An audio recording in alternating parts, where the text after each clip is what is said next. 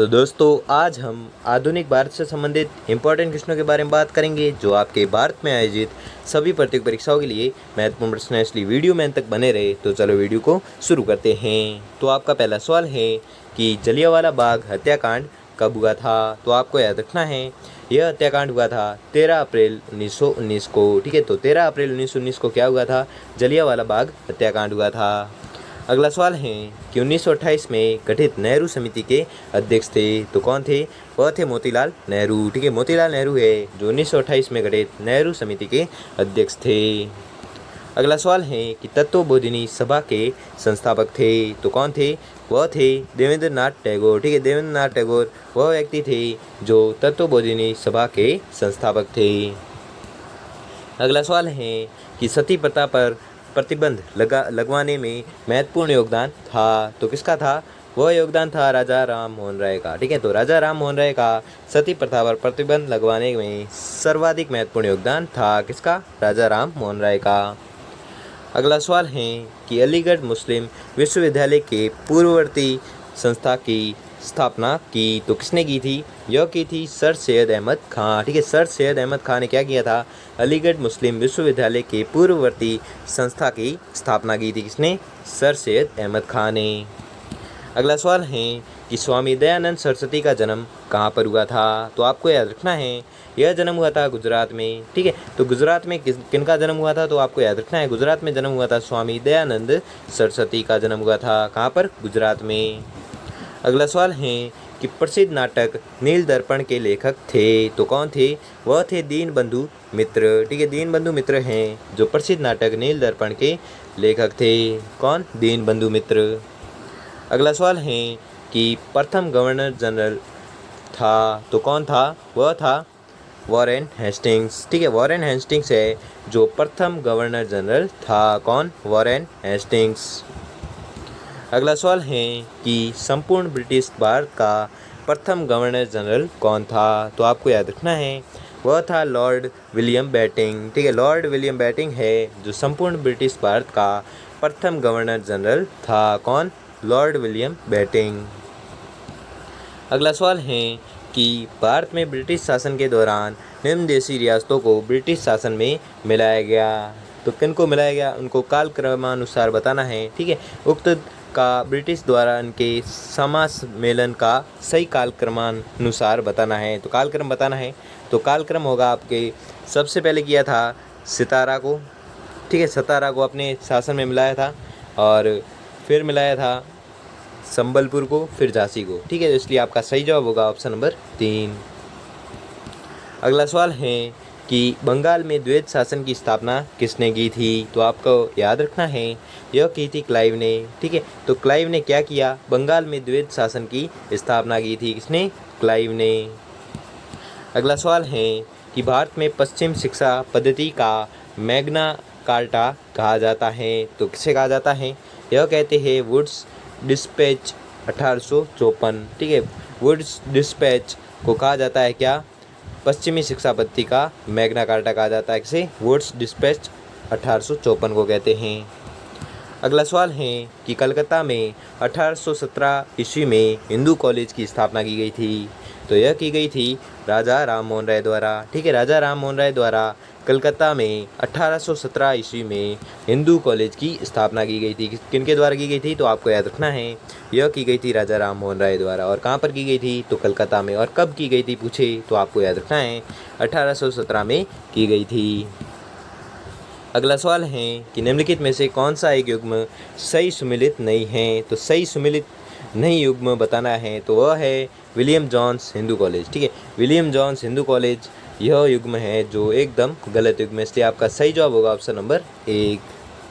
अगला सवाल है कि 1757 में बंगाल का नवाब था, तो कौन था, वह था सिराजुद्दौला। ठीक है, सिराजुद्दौला हैं जो 1757 में बंगाल का नवाब था।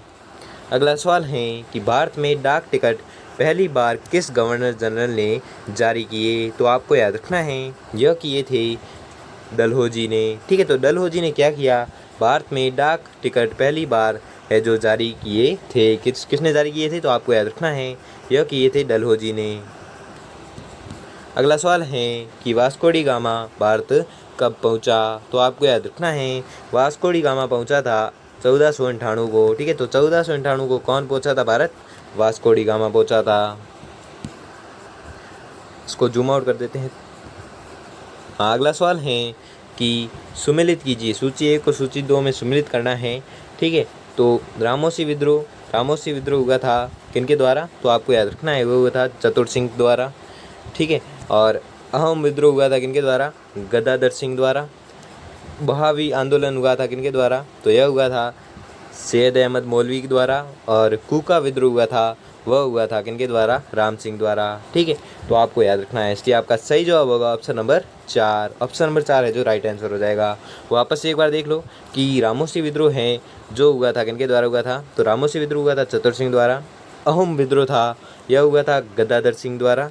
और बहावी आंदोलन था जो हुआ था सैयद अहमद मौलवी द्वारा। और कूका विद्रोह है जो हुआ था राम सिंह द्वारा।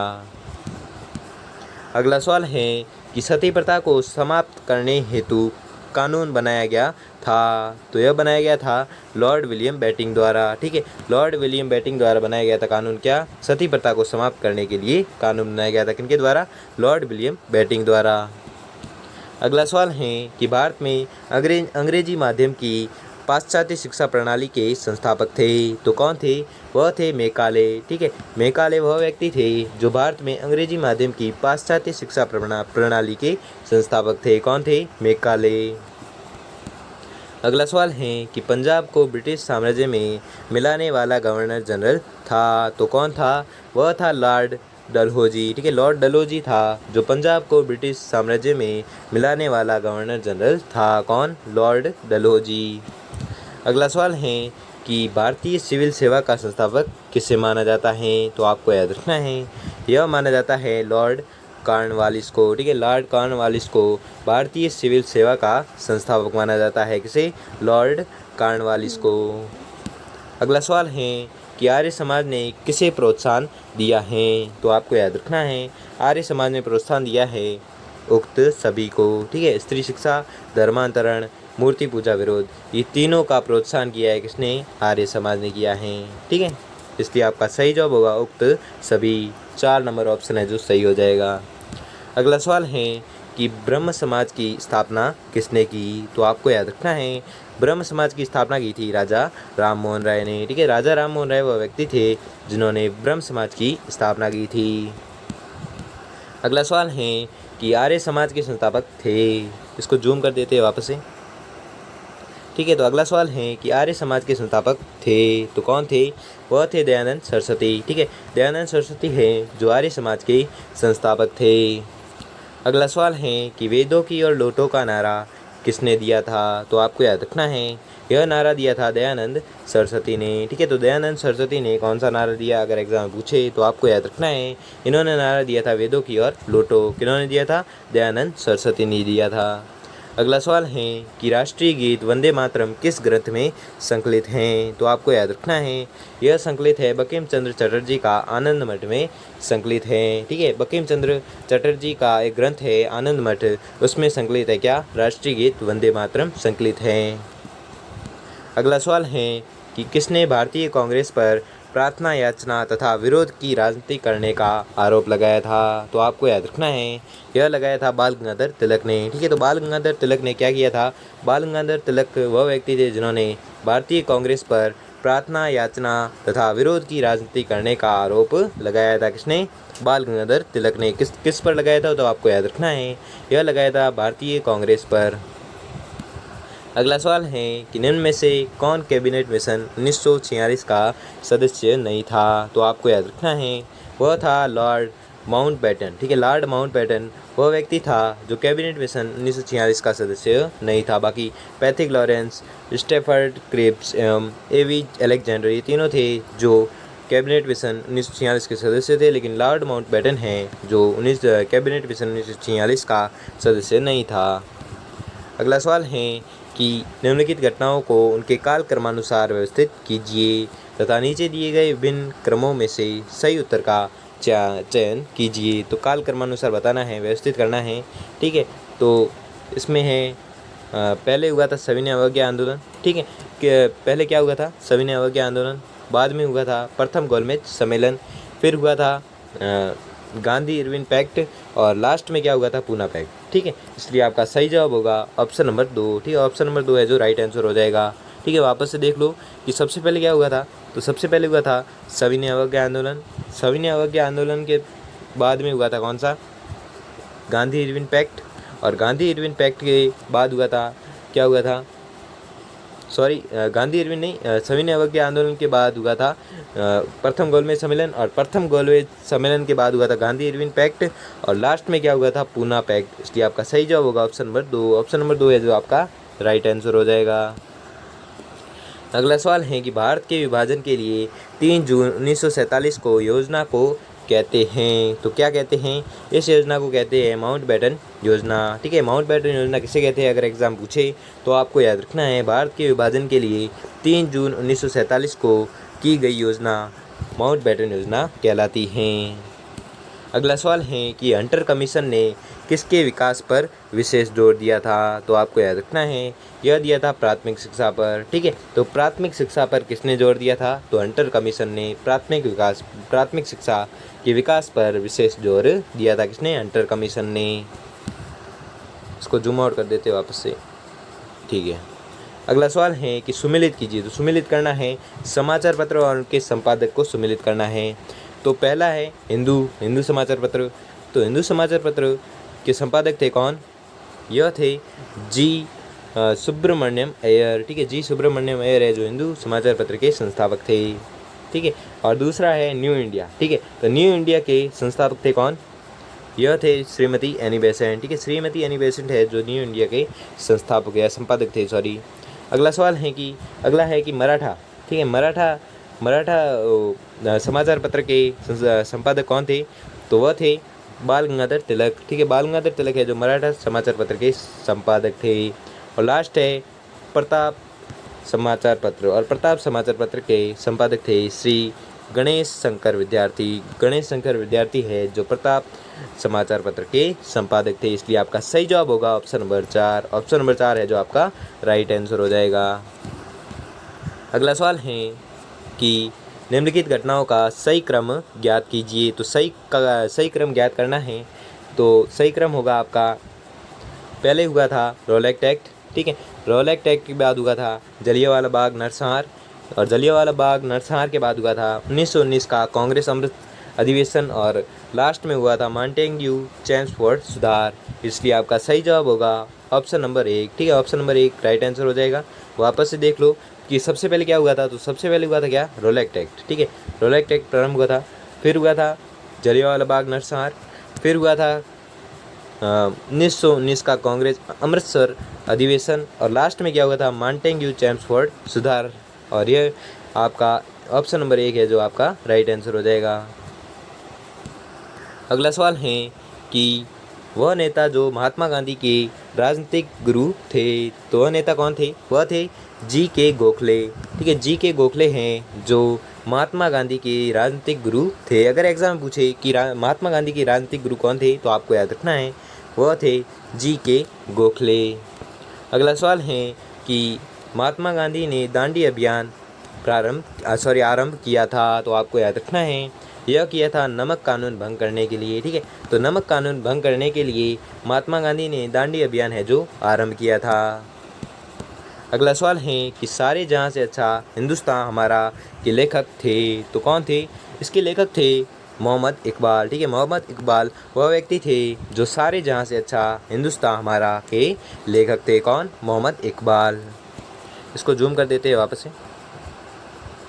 अगला सवाल है कि निम्नलिखित में से किसे अंग्रेजों ने भारत का आधुनिक नक्षत्र कहा था, तो यह कहा था राजा राम मोहन राय को, ठीक है। तो राजा राम मोहन राय को क्या कहा था, राजा राम मोहन राय को अंग्रेजों ने भारत का आधुनिक नक्षत्र कहा था। अगर एग्जाम पूछे कि आधुनिक नक्षत्र किसे कहते हैं, तो आपको याद रखना है यह कहते हैं राजा राम मोहन राय को कहते हैं। अगला सवाल है कि प्रांतीय द्वैध शासन प्रतिफल था, तो यह था किसका प्रतिफल, तो आपको याद रखना है यह था मॉन्टेग्यू चेम्सफोर्ड सुधारों का प्रतिफल था, क्या, प्रांतीय द्वैध शासन। अगला सवाल है कि poverty and un British rule in India नामक पुस्तक के लेखक थे। तो कौन थे? वह थे दादा भाई नौरोजी। ठीक है, तो दादा भाई नौरोजी की अगर पुस्तक के बारे में बात करें तो उनकी पुस्तक थी कौन सी? Polity and un British rule in India. यह किसकी पुस्तक थी? तो आपको याद रखना है, यह पुस्तक थी दादा भाई नौरोजी की।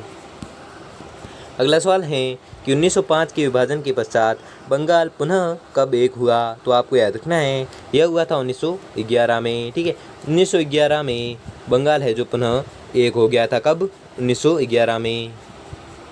अगला सवाल है कि अंग्रेजी सरकार द्वारा काकोरी षड्यंत्र केस में फांसी पर चढ़ाया गया था। तो किसे चढ़ाया गया था? तो यह चढ़ाया गया था राम प्रसाद बिस्मिल को। ठीक है, तो राम प्रसाद बिस्मिल वह व्यक्ति था जिसे अंग्रेजी सरकार द्वारा काकोरी षड्यंत्र केस में फांसी पर चढ़ाया गया था। किसे?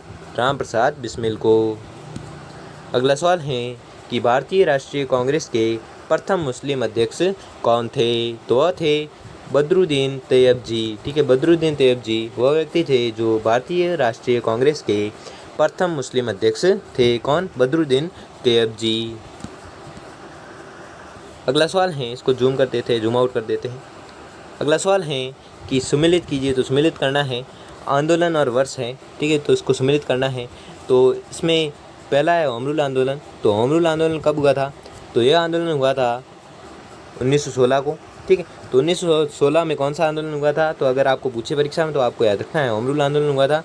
भारत छोड़ो आंदोलन, तो भारत छोड़ो आंदोलन हुआ था 1942 को। ठीक है, तो 1942 कौन सा आंदोलन हुआ था? भारत छोड़ो आंदोलन। और सविनय अवज्ञा आंदोलन, तो सविनय अवज्ञा आंदोलन है यह हुआ था 1930 को। ठीक है, 1930 में सविनय अवज्ञा आंदोलन हो गया था। और लास्ट है आपका असहयोग आंदोलन, और असहयोग आंदोलन है जो हुआ था 1920 को। ठीक है, तो इसलिए आपका राइट आंसर हो जाएगा ऑप्शन नंबर 2। वापस से देख लो कि होम रूल आंदोलन कब हुआ था? तो होम रूल आंदोलन हुआ था 1916 को। और भारत छोड़ो आंदोलन कब हुआ था? तो भारत छोड़ो आंदोलन हुआ था आपके 1942 को। और सविनय अवज्ञा आंदोलन है जो हुआ था 1930 को। और असहयोग आंदोलन है यह हुआ था 1920 को। अगला सवाल है कि इंडियन वॉर ऑफ इंडिपेंडेंस पुस्तक के लेखक थे। तो आपको याद रखना है, वह थे वी.डी. सावरकर। ठीक है, वी.डी. सावरकर वह व्यक्ति थे जो इंडियन वॉर ऑफ इंडिपेंडेंस पुस्तक के लेखक थे। कौन? वी.डी. सावरकर। अगला सवाल है कि कैबिनेट मिशन भारत भेजा गया था। तो आपको याद रखना है, यह भेजा गया था सत्ता हस्तांतरण के लिए संवैधानिक व्यवस्था करने हेतु। ठीक है, सत्ता हस्तांतरण के लिए संवैधानिक व्यवस्था तैयार करने हेतु क्या भेजा गया था? अगर परीक्षा में पूछे तो आपको याद रखना है, यह भेजा गया था कैबिनेट मिशन भेजा गया था। अगला सवाल है, इसको जूम कर देते हैं वापस से। अगला सवाल है कि सुभाष चंद्र बोस किस वर्ष भारत से गुप्त रूप में भाग निकले? तो आपको याद रखना है, यह निकले थे 1941 को। ठीक है, 1941 को सुभाष चंद्र बोस है जो भारत से गुप्त रूप से भाग निकले थे। कब? 1941 को। अगला सवाल है कि कलकत्ता में फोर्ट विलियम कॉलेज की स्थापना की थी। तो किसने की थी? यह की थी लॉर्ड वेलेजली ने। ठीक है, तो लॉर्ड वेलेजली ने कलकत्ता में फोर्ट विलियम कॉलेज की स्थापना की थी। किसने? लॉर्ड वेलेजली ने।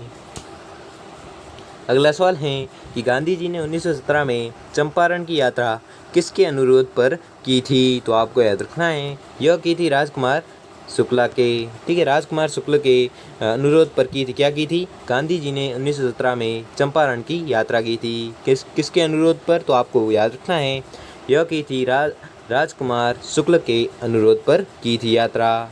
ठीक है, अगला सवाल है कि भगत सिंह किस संगठन के सदस्य थे? तो भगत सिंह थे हिंदुस्तान सोशलिस्ट रिपब्लिकन आर्मी के सदस्य थे। कौन? भगत सिंह। अगला सवाल है कि लाला लाजपत राय संबंधित थे। तो आपको याद रखना है, लाला लाजपत राय संबंधित थे भारतीय राष्ट्रीय कांग्रेस से और आर्य समाज से। इसलिए आपका राइट आंसर हो जाएगा ऑप्शन नंबर 3, 1 व 2 दोनों। ठीक है, भारतीय जो लाला लाजपत राय थे वो संबंधित थे किससे? अगर पूछे एग्जाम में तो आपको याद रखना है, यह थे भारतीय राष्ट्रीय कांग्रेस से और आर्य समाज से। ठीक है, अगला सवाल है कि गांधी जी द्वारा सविनय अवज्ञा आंदोलन का आह्वान किया गया था। तो आपको याद रखना है, यह किया गया था 1930 में। ठीक है, तो 1930 में क्या किया गया था, अगर पूछे एग्जाम में तो आपको याद रखना है 1930 में किया गया था गांधी जी द्वारा सविनय अवज्ञा आंदोलन का आह्वान किया गया था। कब? 1930 में। अगला सवाल है कि भारतीय राष्ट्रीय कांग्रेस ने भारत छोड़ो प्रस्ताव पारित किया था, तो आपको याद रखना है यह किया था बम्बई में। ठीक है, तो बम्बई में क्या किया था, भारतीय राष्ट्रीय कांग्रेस ने भारत छोड़ो प्रस्ताव है जो पारित किया था। कहाँ पर किया था, तो आपको याद रखना है बम्बई में किया था। अगला सवाल है कि बंगाल विभाजन के विरोध में छेड़ा गया आंदोलन था, तो कौन सा आंदोलन था, वह था स्वदेशी आंदोलन। ठीक है, तो स्वदेशी आंदोलन है जो बंगाल विभाजन के विरोध में छेड़ा गया था। कौन सा आंदोलन? स्वदेशी आंदोलन। अगला सवाल है कि चलो दिल्ली का नारा संबंधित है, तो किससे संबंधित है, और यह नारा संबंधित है आज़ाद हिंद फौज से। ठीक है, आज़ाद हिंद फौज से संबंधित नारे कौन सा था, वह था चलो दिल्ली। अगला सवाल है कि निम्नलिखित में से किसने 1857 के विद्रोह को राष्ट्रीय स्वतंत्रता के लिए एक सुनियोजित संग्राम की संज्ञा दी, तो आपको याद रखना है यह दी थी वीडी सावरकर ने। ठीक है, तो वीडी सावरकर ने 1857 के विद्रोह को राष्ट्रीय स्वतंत्रता के लिए एक सुनियोजित संग्राम की संज्ञा दी थी। किसने? वीडी सावरकर ने दी थी। अगला सवाल है कि स्वतंत्र भारत के प्रथम उप प्रधानमंत्री कौन थे, तो वह थे वल्लभ भाई पटेल। ठीक है, वल्लभ भाई पटेल वह व्यक्ति थे जो स्वतंत्र भारत के प्रथम उप प्रधानमंत्री थे। कौन? वल्लभ भाई पटेल। अगला सवाल है कि जब मैं भारत आया हूँ मेरी नीति कांग्रेस को नपुंसक बनाना रही है, और यह कथन किसका है, तो आपको याद रखना है यह कथन है लॉर्ड कर्जन का। ठीक है, तो लॉर्ड कर्जन के कथन के बारे में बताओ, अगर एग्जाम पूछे तो आपको याद रखना है कि लॉर्ड कर्जन का कथन था कि जब मैं भारत आया हूँ मेरी नीति कांग्रेस को नपुंसक बनाना रही है। यह किसका कथन था, तो लॉर्ड कर्जन का कथन था। अगला सवाल है कि असहयोग आंदोलन को 1922 में गांधी जी द्वारा वापस लिए जाने का कारण था, तो क्या कारण था, तो उसका कारण था चोरी चौरा हत्याकांड। ठीक है, चोरी चौरा हत्याकांड है जो असहयोग आंदोलन को 1922 में गांधी जी द्वारा वापस लिए जाने का कारण था। क्या कारण था? चोरी चौरा हत्याकांड। अगला सवाल है कि इल्बर्ट और वायसराय रिपन के समर्थक में किसने आंदोलन चलाया था, तो आपको याद रखना है यह चलाया था भारतीयों ने। ठीक है, तो भारतीयों ने क्या चलाया था, इल्बर्ट और वायसराय रिपन के समर्थक में आंदोलन चलाया था। किसने? भारतीयों ने चलाया था। अगला सवाल है कि मेरठ षड्यंत्र केस में किसने भारतीय नेताओं की पैरवी की थी, तो यह की थी उपयुक्त सभी ने, जवाहरलाल नेहरू, MC छागला, NC अंसारी, तीनों ने मेरठ षड्यंत्र केस में भारतीय नेताओं की पैरवी की थी इन तीनों ने। इसलिए आपका सही जवाब होगा ऑप्शन नंबर 4, उपयुक्त सभी आपका राइट आंसर हो जाएगा। अगला सवाल है, वापस इसे जूम आउट कर देते हैं। ठीक है, तो अगला सवाल है कि 1857 के विद्रोह के केंद्र एवं उनके नेताओं को सम्मिलित कीजिए, तो उनके नेताओं को सम्मिलित करना है, तो इसमें सूची 1 को सूची 2 में सम्मिलित करना है। ठीक है, तो आपका पहला है कि बेगम हजरत महल। ठीक है, तो बेगम हजरत महल हैं जो किस विद्रोह में शामिल थे, तो यह थे लखनऊ विद्रोह में। ठीक है, कुंवर सिंह, ठीक है, तो कुंवर सिंह थे आरा विद्रोह में, और रानी लक्ष्मीबाई थी जो झांसी विद्रोह में शामिल थी, और रानी गिडियालू थी वह नागालैंड विद्रोह के केंद्र में शामिल थी। ठीक है, तो वापस से इनके केंद्र देख लेते हैं कि बेगम हजरत महल हैं, उनका केंद्र कौन सा था विद्रोह का, तो आपको याद रखना है उनका केंद्र था लखनऊ। ठीक है, कुंवर सिंह का विद्रोह केंद्र कौन सा था, तो वह था आरा, और रानी लक्ष्मीबाई का विद्रोह केंद्र कौन सा था, तो आपको याद रखना है वह था झांसी, और रानी गिडियालू का विद्रोह केंद्र कौन सा था, अगर पूछे एग्जाम में तो आपको याद रखना है नागालैंड इसका विद्रोह केंद्र था। इसलिए आपका राइट आंसर हो जाएगा ऑप्शन नंबर 2। ठीक है, ऑप्शन नंबर 2 है जो आपका राइट आंसर हो जाएगा। वापस इसे जूम कर देते हैं। अगला सवाल है कि गदर पार्टी के संस्थापक थे, तो गदर पार्टी के संस्थापक कौन थे, तो आपको याद रखना है वह थे लाला हरदयाल। ठीक है, लाला हरदयाल है जो गदर पार्टी के संस्थापक थे। अगला सवाल है कि फराजी आंदोलन का कारण था, तो फराजी आंदोलन का कारण क्या था, मुस्लिम काश्तकारों का पुलिस द्वारा दमन। ठीक है, मुस्लिम काश्तकारों का पुलिस द्वारा दमन जो फराजी आंदोलन का कारण था। अगला सवाल है कि यदि ईश्वर अस्पृश्यता को सहन करते हैं तो मैं ईश्वर के रूप में उन्हें कदापि सहन नहीं करूँगा। यह किसने कहा था? तो यह कथन कहा था लोकमान्य तिलक ने। ठीक है, लोकमान्य तिलक ने क्या कहा था? यदि ईश्वर अस्पृश्यता को सहन करते हैं तो मैं ईश्वर के रूप में उन्हें कदापि सहन नहीं करूँगा। और यह कथन कहा था किसने? लोकमान्य तिलक ने कहा था। अगला सवाल है कि जन गण मन राष्ट्रगान किसके द्वारा रचित हैं? तो आपको याद रखना है यह रचित है रविंद्रनाथ टैगोर द्वारा। ठीक है, तो रविंद्रनाथ टैगोर द्वारा रचित ग्रंथ का नाम बताइए, राष्ट्रगान का नाम बताइए। तो वह है जन गण मन। अगला सवाल है कि सूची 1 को सूची 2 में सम्मिलित करना है। ठीक है, तो इसमें क्या सम्मिलित है कि धन का निष्कासन सिद्धांत। ठीक है, तो धन का निष्कासन सिद्धांत है, यह दिया था किसने? दादा भाई नौरोजी ने। स्वराज मेरा जन्मसिद्ध अधिकार है, यह किसने कहा था? तो आपको याद रखना है यह कहा था बीजी तिलक ने। ठीक है, बाल गंगाधर तिलक ने कहा था स्वराज मेरा जन्मसिद्ध अधिकार है। और पृथक सांप्रदायिक मतदाता मंडल, ठीक है, पृथक सांप्रदायिक मतदाता मंडल है, किसका था? तो आपको याद रखना है यह था M.A. जिन्ना का। और विधानसभा में प्रवेश किसने किया था? तो आपको याद रखना है विधानसभा में प्रवेश किया था C.R. दास ने। इसलिए आपका राइट आंसर हो जाएगा ऑप्शन नंबर 1। ठीक है, ऑप्शन नंबर 1 है जो आपका राइट आंसर हो जाएगा। अगला सवाल है कि भारत में संसदीय इतिहास में प्रथम बहिर्गमन का नेतृत्व किसने किया था? तो आपको याद रखना है इसका नेतृत्व किया था मदन मोहन मालवीय ने। ठीक है, तो मदन मोहन मालवीय ने क्या किया था? भारत के संसदीय इतिहास में प्रथम बहिर्गमन का नेतृत्व किया था। किसने? मदन मोहन मालवीय ने किया था।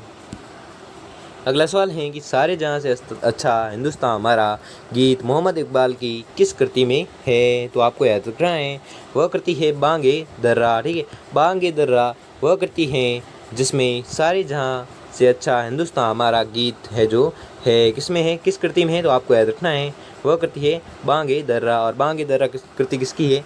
मोहम्मद इकबाल की। अगला सवाल है कि प्रथम अंतरिम सरकार 24 अगस्त 1946 को घोषित की गई थी, निम्नलिखित में से कौन उसमें सम्मिलित नहीं था? तो वह था A.B. अलेक्जेंडर। ठीक है, A.B. अलेक्जेंडर वह व्यक्ति था जो प्रथम अंतरिम सरकार 24 अगस्त 1946 को घोषित की गई थी और निम्नलिखित में से उसमें शामिल नहीं था। कौन? A.B. अलेक्जेंडर। अगला सवाल है कि 1932 के पूना समझौते का प्रमुख बिंदु या मुख्य बिंदु था। तो मुख्य बिंदु था सांप्रदायिक पंचाट। ठीक है, सांप्रदायिक पंचाट है जो 1932 के पूना समझौते का महत्वपूर्ण बिंदु या मुख्य बिंदु था। अगला सवाल है कि नीचे दिए गए षड्यंत्र मुकदमों को क्रमबद्ध करें। तो क्रमबद्ध करना है, तो इसमें आपका पहला है अलीपुर षड्यंत्र केस। ठीक है, अलीपुर षड्यंत्र केस है जो सबसे पहले हुआ था। ठीक है, बाद में हुआ था कौन सा? तो बाद में हुआ था दिल्ली षड्यंत्र केस, फिर हुआ था काकोरी षड्यंत्र केस और लास्ट में कौन सा हुआ था? लास्ट में हुआ था लाहौर षड्यंत्र केस। ये क्रमबद्ध हो गया, इसलिए आपका राइट आंसर हो जाएगा ऑप्शन नंबर 2। अगला सवाल है कि निम्नलिखित में से किसे grand old man of India के नाम से जाना जाता है? तो आपको याद रखना है यह जाना जाता है दादा भाई नौरोजी को। ठीक है, तो दादा भाई नौरोजी को किस नाम से जाना जाता है? अगर एग्जाम पूछे तो आपको याद रखना है दादा भाई नौरोजी को जाना जाता है grand old man of India. ठीक है, grand old man of India है जो दादा भाई नौरोजी को जाना जाता है। अगला सवाल है कि निम्नलिखित में से कौन सा स्वराज्य पार्टी से जुड़ा था? तो आपको याद रखना है वह जुड़ा था उपयुक्त सभी C.R. दास, मोतीलाल नेहरू, विट्ठल पटेल, ये तीनों थे जो स्वराज पार्टी से जुड़े हुए थे। ठीक है, तो आपको याद रखना है। अगला सवाल है कि लाहौर अधिवेशन में कांग्रेस पार्टी द्वारा किस तिथि को पूर्ण स्वराज्य दिवस के रूप में चुना गया था? तो आपको याद रखना है यह चुना गया था 26 जनवरी को। ठीक है, तो 26 जनवरी को क्या चुना गया था? लाहौर अधिवेशन में कांग्रेस पार्टी द्वारा 26 जनवरी को पूर्ण स्वराज्य दिवस के रूप में चुना गया था। अगला सवाल है कि 1919 के भारत सरकार अधिनियम की मुख्य विशेषता है। तो उसकी मुख्य विशेषता क्या है? प्रांतों में द्वैध शासन। ठीक है, तो प्रांतों में द्वैध शासन है जो 1919 के भारत सरकार अधिनियम की मुख्य विशेषता है। तो मुख्य विशेषता क्या है? प्रांतों में द्वैध शासन। अगला सवाल है कि सन 1857 के प्रथम स्वतंत्रता संग्राम का प्रमुख राजनीतिक कारण क्या था? तो वह था डलहौजी की विलय नीति। ठीक है, डलहौजी की विलय नीति है जो सन 1857 के प्रथम स्वतंत्र संग्राम का प्रमुख राजनीतिक कारण था। क्या था? डलहौजी की विलय नीति। अगला सवाल है कि हंटर समिति की नियुक्ति की गई थी। तो यह की गई थी किसके बाद? जलियांवाला बाग हत्याकांड के बाद। ठीक है, जलियांवाला बाग हत्याकांड के बाद हंटर समिति की नियुक्ति की गई थी। किसके बाद की गई थी? तो जलियांवाला बाग हत्याकांड के बाद की गई थी। अगला सवाल है कि किस स्वतंत्र सेनानी को सर हुरोज ने वीरतम और श्रेष्ठतम कहा है? तो आपको याद रखना है, यह कहा था रानी लक्ष्मीबाई की। ठीक है, रानी लक्ष्मीबाई को सर हुरोज ने वीरतम और श्रेष्ठतम कहा था। किसे कहा था? रानी लक्ष्मीबाई को कहा था। अगला सवाल है कि क्रिप्स मिशन भारत कब आया था? तो आपको याद रखना है, यह आया था 1942 को। ठीक है, तो 1942 को क्या आया था? क्रिप्स मिशन है जो भारत आया था। कब आया था? 1942 को आया था। अगला सवाल है कि 1906 में मुस्लिम लीग की स्थापना किसने की थी? तो आपको याद रखना है, यह की थी नवाब सलीमुल्लाह खां व नवाब आगा खां ने की थी। क्या की थी? 1906 में मुस्लिम लीग की स्थापना की थी। किसने? नवाब सलीमुल्लाह खां व नवाब आगा खां ने की थी। अगला सवाल है कि 1920 में कांग्रेस ने असहयोग प्रस्ताव कहाँ पर पारित किया था? तो आपको याद रखना है, यह पारित किया था नागपुर में। ठीक है, नागपुर में क्या पारित किया था? तो यह पारित किया था असहयोग प्रस्ताव है जो पारित किया था। कहाँ पर? नागपुर में। और कब किया था? तो यह किया था 1920 ईस्वी में। और किसके द्वारा किया गया था अगर पूछे तो आपको याद रखना है, यह किया गया था कांग्रेस ने किया था। ठीक है, अगला सवाल है कि 1929 के लाहौर अधिवेशन में कांग्रेस के अध्यक्ष कौन थे? तो आपको याद रखना है, उस समय कांग्रेस के अध्यक्ष थे जवाहरलाल नेहरू। ठीक है, जवाहरलाल नेहरू है जो 1929 के लाहौर अधिवेशन में कांग्रेस अध्यक्ष थे। कौन? जवाहरलाल नेहरू। अगला सवाल है कि निम्नलिखित में से कौन 1939 में भारत प्रजातंत्र के अध्यक्ष थे? प्रजामंडल के अध्यक्ष थे। तो आपको याद रखना है, वह थे जवाहरलाल नेहरू। ठीक है, जवाहरलाल नेहरू वह व्यक्ति थे जो 1939 में भारत प्रजामंडल के अध्यक्ष थे। कौन? जवाहरलाल नेहरू। अगला सवाल है कि गांधी जी ने व्यक्तिगत सत्याग्रह कब प्रारंभ किया था? तो आपको याद रखना है, यह प्रारंभ किया था 1940 को। ठीक है, तो 1940 को क्या किया था गांधी जी ने? तो 1940 को गांधी जी ने किया था, गांधी जी ने व्यक्तिगत सत्याग्रह का प्रारंभ किया था। कब? 1940 को किया था। अगला सवाल है कि 1935 का भारत सरकार अधिनियम क्यों महत्वपूर्ण है? तो यह महत्वपूर्ण है, यह भारतीय संविधान का प्रमुख स्रोत है। ठीक है, 1935 का भारत सरकार अधिनियम क्यों महत्वपूर्ण है अगर पूछे तो यह भारतीय संविधान का प्रमुख स्रोत है। क्या? 1935 का भारत सरकार अधिनियम। ठीक है, 1935 का भारत सरकार अधिनियम है जो यह भारतीय संविधान का प्रमुख स्रोत है। अगला सवाल है कि भारत में ब्रिटिश साम्राज्य के दौरान नीचे दिए गए वायसराय की पदावधि का सही कालक्रम है। तो आपको याद रखना है, तो सही कालक्रम बताना है। तो इनका सही कालक्रम है, पहले लॉर्ड कर्जन आया। ठीक है, बाद में लॉर्ड चैम्सफोर्ड। ठीक है, बाद में लॉर्ड मिंटो और लास्ट में आया था लॉर्ड इरविन। ठीक है, ये चारों वायसराय हैं, इनको पदावधि कालक्रमानुसार हो गई, इसलिए आपका राइट आंसर हो जाएगा ऑप्शन नंबर 1 आपका राइट आंसर हो जाएगा। तो वापस से देख लो, ये पहले कौन आया था? लॉर्ड कर्जन आया था। ठीक है, वायसराय के रूप में। फिर आया था लॉर्ड चैम्सफोर्ड, फिर लॉर्ड मिंटो और लास्ट में आया था लॉर्ड इरविन, इसलिए आपका राइट आंसर हो जाएगा ऑप्शन नंबर 1। वापस से जूम कर देते हैं। अगला सवाल है कि सुमिलित कीजिए, इसमें भी सुमिलित करना है, सूची 1 को सूची 2 में सुमिलित करना है। तो इसमें पहला है कि श्याम जी कृष्ण वर्मा। तो श्याम जी कृष्ण वर्मा है जिन्होंने स्थापना की थी इंडियन सोशलिस्ट की। ठीक है, महात्मा गांधी, तो महात्मा गांधी संबंधित है किससे? तो महात्मा गांधी संबंधित है यंग इंडिया से। एनी बेसेंट है जो संबंधित है किससे? तो आपको याद रखना है, एनी बेसेंट संबंधित है कॉमनवेल्थ से। और अरविंद घोष है जो वंदे मातरम से संबंधित है, इसलिए आपका राइट आंसर हो जाएगा ऑप्शन नंबर 2। वापस से देख लो कि श्याम कृष्ण वर्मा जो संबंधित है इंडियन सोशलिस्ट से, और महात्मा गांधी है जो संबंधित है यंग इंडिया से। एनी बेसेंट है जो संबंधित है कॉमनवेल्थ में, और अरविंद घोष है जो संबंधित है वंदे मातरम में। ठीक है, इसलिए आपका राइट आंसर हो जाएगा ऑप्शन नंबर 2। अगला सवाल है कि साइमन कमीशन भारत आया था तो कब आया था, तो आपको याद रखना है यह भारत आया था 1928 को। ठीक है, तो 1928 को क्या आया था भारत, साइमन कमीशन भारत आया था। अगला सवाल है कि महात्मा गांधी ने सर्वप्रथम सत्याग्रह के हथियारों का प्रयोग कहाँ किया था, तो आपको याद रखना है यह किया था दक्षिण अफ्रीका में। ठीक है, तो दक्षिण अफ्रीका में क्या किया था, तो दक्षिण अफ्रीका में महात्मा गांधी ने सर्वप्रथम सत्याग्रह के हथियारों का प्रयोग है जो किया था। कहाँ पर किया था, तो दक्षिण अफ्रीका में किया था। अगला सवाल है कि भारत का राष्ट्रीय गान सर्वप्रथम कब गाया गया था, तो आपको याद रखना है यह गाया गया था 27 सितंबर 1911 को। ठीक है, 27 सितंबर 1911 को क्या गाया गया था, तो आपको याद रखना है यह गाया गया था भारत का राष्ट्रीय गान गाया गया था। कब गाया गया था, 27 सितंबर 1911 को गाया गया था।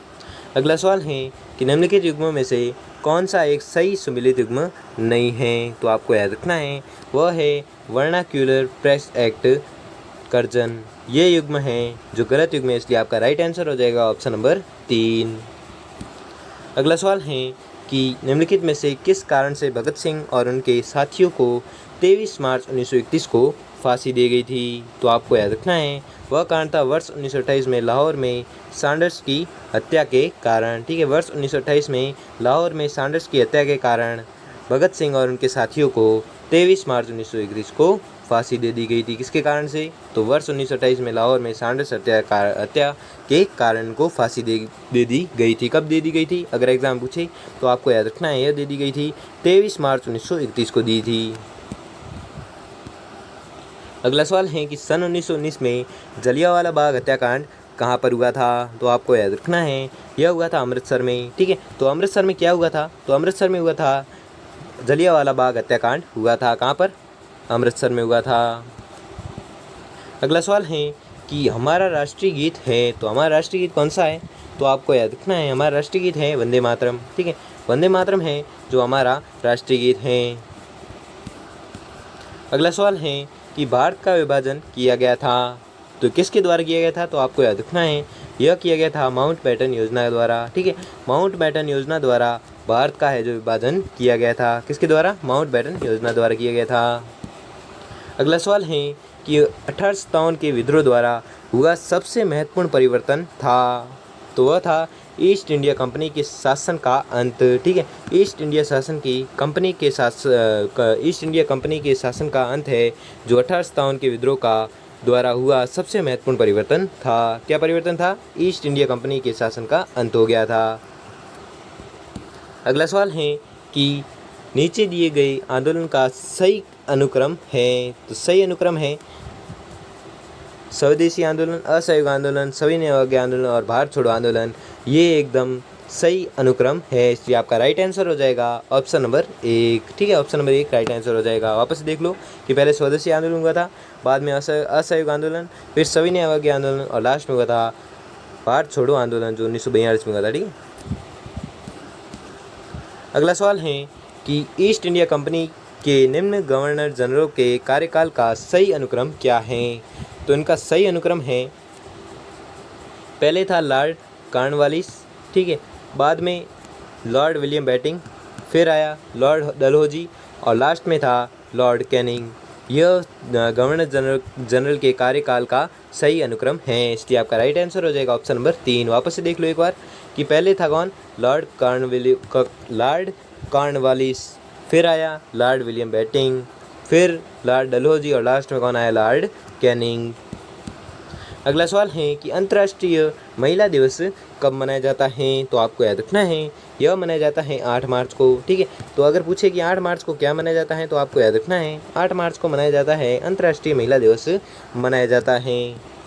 अगला सवाल है कि भारतीय राष्ट्रीय कांग्रेस के प्रथम सचिव थे, तो कौन थे, वह थे A.O. ह्यूम। ठीक है, A.O. ह्यूम है जो भारतीय राष्ट्रीय कांग्रेस के प्रथम सचिव थे, कौन, A.O. ह्यूम। अगला सवाल है कि सुमेलित कीजिए, तो सुमेलित करना है सूची 1 को सूची 2 में सुमेलित करना है। ठीक है, तो प्रांतीय द्वैध शासन है जो संबंधित था किससे, भारत सरकार अधिनियम 1919 से संबंधित था, और संघीय शासन था जो संबंधित था भारत सरकार अधिनियम 1935 से संबंधित था। और सांप्रदायिक निर्वाचन है जो संबंधित था पार्लियामेंटो सुधार अधिनियम 1909 से संबंधित था। और कंपनी के शासन की समाप्ति था जो संबंधित था भारत सरकार अधिनियम 1858 से संबंधित था। इसलिए आपका राइट आंसर हो जाएगा ऑप्शन नंबर 2। ठीक है, ऑप्शन नंबर 2 है जो आपका राइट आंसर हो जाएगा। अगला सवाल है, इसे जूम कर देते हो वापस से। ठीक है, अगला सवाल है कि भारत के अंतिम ब्रिटिश वायसराय कौन थे? तो वह थे लॉर्ड माउंटबेटन। ठीक है, लॉर्ड माउंटबेटन है जो भारत के अंतिम ब्रिटिश वायसराय थे। कौन? Lord Mountbatten. अगला सवाल है कि ब्रिटिश संसद के पहले भारतीय सदस्य कौन थे? तो वह थे दादा भाई नौरोजी। ठीक है, दादा भाई नौरोजी है जो ब्रिटिश संसद के पहले भारतीय सदस्य थे। कौन?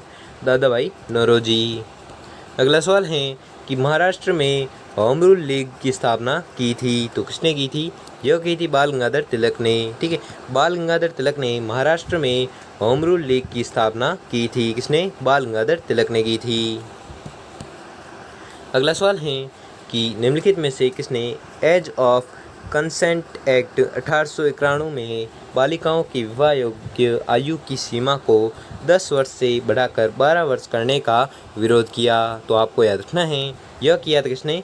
बाल गंगाधर तिलक ने। ठीक है, तो बाल गंगाधर तिलक ने क्या किया? एज ऑफ कंसेंट एक्ट 1891 में बालिकाओं की विवाह योग्य आयु की सीमा को 10 वर्ष से बढ़ाकर 12 वर्ष करने का विरोध किया। किसने? बाल गंगाधर तिलक ने किया विरोध। अगला सवाल है कि भारत हेतु संवैधानिक सुधारों से संबंधित मॉन्टेग्यू चैम्सफोर्ड रिपोर्ट किस वर्ष प्रकाशित हुई थी? तो आपको याद रखना है यह प्रकाशित हुई थी 1919 को। ठीक है, तो 1919 को क्या हुआ था? तो आपको याद रखना है 1919 को हुआ था भारत हेतु संवैधानिक सुधारों से संबंधित मॉन्टेग्यू चैम्सफोर्ड रिपोर्ट है जो 1919 में प्रकाशित हुई थी। अगला सवाल है कि सुभाष चंद्र बोस ने आधुनिक राष्ट्रीय आंदोलन का आध्यात्मिक पिता किसे कहा है? तो आपको याद रखना है यह कहा है विवेकानंद को। ठीक है, तो विवेकानंद को क्या कहा है? तो विवेकानंद को सुभाष चंद्र बोस ने आधुनिक राष्ट्रीय आंदोलन का आध्यात्मिक पिता कहा है। किसे? विवेकानंद को कहा है। अगला सवाल है कि स्थायी बंदोबस्त व्यवस्था निम्नलिखित में से किसके द्वारा लागू की गई? तो आपको याद रखना है यह लागू की गई थी लॉर्ड कॉर्नवालिस द्वारा। ठीक है, लॉर्ड कॉर्नवालिस द्वारा स्थायी बंदोबस्त व्यवस्था है जो लागू की गई थी। किसके द्वारा? लॉर्ड कॉर्नवालिस के द्वारा। अगला सवाल है कि अंग्रेजी शासन के विरोध में जेल में भूख हड़ताल के कारण शहीद होने वाला भारतीय देशभक्त था। तो वह कौन था? वह था जतिन दास। ठीक है, जतिन दास वह व्यक्ति था जो अंग्रेजी शासन के विरोध में जेल में भूख हड़ताल के कारण शहीद होने वाला भारतीय देशभक्त था। कौन? जतिन दास। अगला सवाल है कि गांधी जी ने केसरे हिंद की उपाधि कब लौटाई? तो आपको याद रखना है यह लौटाई थी कब? तो आपको याद रखना है असहयोग आंदोलन प्रारंभ होने पर। ठीक है, असहयोग आंदोलन प्रारंभ होने पर गांधी जी ने केसरे हिंद की उपाधि है जो लौटाई थी। ठीक है, किस आंदोलन के प्रारंभ होने पर? तो आपको याद रखना है वह आंदोलन है असहयोग आंदोलन के प्रारंभ होने पर। कौन सी उपाधि लौटाई थी? तो आपको याद रखना है वह थी केसरी हिंद की उपाधि। अगला सवाल है कि सिविल सर्विसेज में भारतीयों की भर्ती की उम्र कब घटाकर 21 से 19 कर दी गई थी? तो आपको याद रखना है यह कर दी गई थी 1878 को। ठीक है, 1878 को जो भारतीयों की भर्ती थी जो 21 से घटाकर 19 कर दी गई थी। वापस से प्रश्न पढ़े कि सिविल सर्विसेज में भारतीयों को भर्ती की उम्र कब घटाकर 21 से 19 कर दी गई थी? तो यह कर दी गई थी 1878 में। ठीक है, तो 1878 में क्या कर दिया गया था? सिविल सर्विसेज में भारतीयों की भर्ती की उम्र है जो 21 से घटाकर 19 कर दी गई थी। कब कर दी गई थी? 1878 में कर दी गई थी। अगला सवाल है कि महात्मा गांधी ने भारत में पहला सत्याग्रह कब और कहाँ से प्रारंभ किया? तो आपको याद रखना है यह किया था चंपारण 1917 में किया था। ठीक है, चंपारण 1917 में गांधी जी ने क्या किया? गांधी जी ने भारत में पहला सत्याग्रह है जो प्रारंभ किया था। कहाँ पर किया था? तो चंपारण में किया था। और कब किया था अगर पूछे तो 1917 में किया था। अगला सवाल है कि खुदीराम बोस को फांसी की सज़ा क्यों दी गई थी? तो यह दी गई थी मुजफ्फर जिला जज की हत्या के प्रयास के लिए। ठीक है, मुजफ्फर जिला जज की हत्या के प्रयास के लिए खुदीराम बोस को है जो फांसी दे दी गई थी। अगला सवाल है कि किस गवर्नर जनरल के समय में 1857 का स्वाधीनता संग्राम आरंभ हुआ था? तो आपको याद रखना है यह हुआ था कैनिंग के समय में। ठीक है, लॉर्ड कैनिंग के समय में 1857 का स्वाधीनता संग्राम है जो आरंभ हुआ था। किसके समय में? तो कैनिंग के समय में हुआ था। अगला सवाल है कि प्राचीन भारतीय इमारतों एवं स्मारकों को सुरक्षित रखने के लिए बहुत से कदम उठाने वाला वायसराय था? तो वह था लॉर्ड कर्जन। ठीक है, लॉर्ड कर्जन वह व्यक्ति था जो प्राचीन भारतीय इमारतों एवं स्मारकों को सुरक्षित रखने के लिए बहुत से कदम उठाने वाला वायसराय था। कौन? लॉर्ड कर्जन था। अगला सवाल है कि किस महारानी का भारत में सबसे लंबा शासनकाल रहा? तो आपको याद रखना है यह रहा था विक्टोरिया का। ठीक है, विक्टोरिया का भारत में सबसे लंबा शासनकाल रहा था। किसका? विक्टोरिया का। अगला सवाल है कि अमेरिका में भारतीय क्रांतिकारी गतिविधियों का नेता कौन था? तो आपको याद रखना है वह था लाला हरदयाल। ठीक है, लाला हरदयाल था जो अमेरिका में भारतीय क्रांतिकारी गतिविधियों का नेता था। कौन? लाला हरदयाल। अगला सवाल है कि अंग्रेज़ों को भारतीय सेना में एनफील्ड राइफल का प्रयोग कब आरंभ हुआ? तो आपको याद रखना है यह हुआ था 1857 में। ठीक है, तो 1857 में क्या हुआ? अंग्रेज़ों की भारतीय सेना में एनफील्ड राइफल का प्रयोग है जो आरंभ हुआ था। कब? 1857 में हुआ था। अगला सवाल है सूची 1 को सूची 2 में सम्मिलित करना है। ठीक है, तो इसमें पहले है हरिजन। ठीक है, तो हरिजन जो संबंध था महात्मा गांधी संबंध था। ठीक है, हरिजन पत्रिका थी जो महात्मा गांधी द्वारा प्रकाशित की गई थी। मिरातुल अखबार। ठीक है, मिरातुल अखबार का संपादक था कौन? तो वह था राजा राम मोहन राय। और लास्ट है केसरी। ठीक है, तो केसरी किससे संबंधित था? तो यह संबंधित था बीजी तिलक से। ठीक है, तो इसलिए आपका राइट आंसर हो जाएगा ऑप्शन नंबर 4। वापस से देख लो कि हरिजन पत्रिका के संपादक कौन थे? तो आपको याद रखना है वह थे महात्मा गांधी। मिरातुल अखबार के संपादक कौन थे? तो वह थे राजा राम मोहन राय। और केसरी पत्रिका के संपादक कौन थे? तो आपको याद रखना है वह थे बीजी तिलक।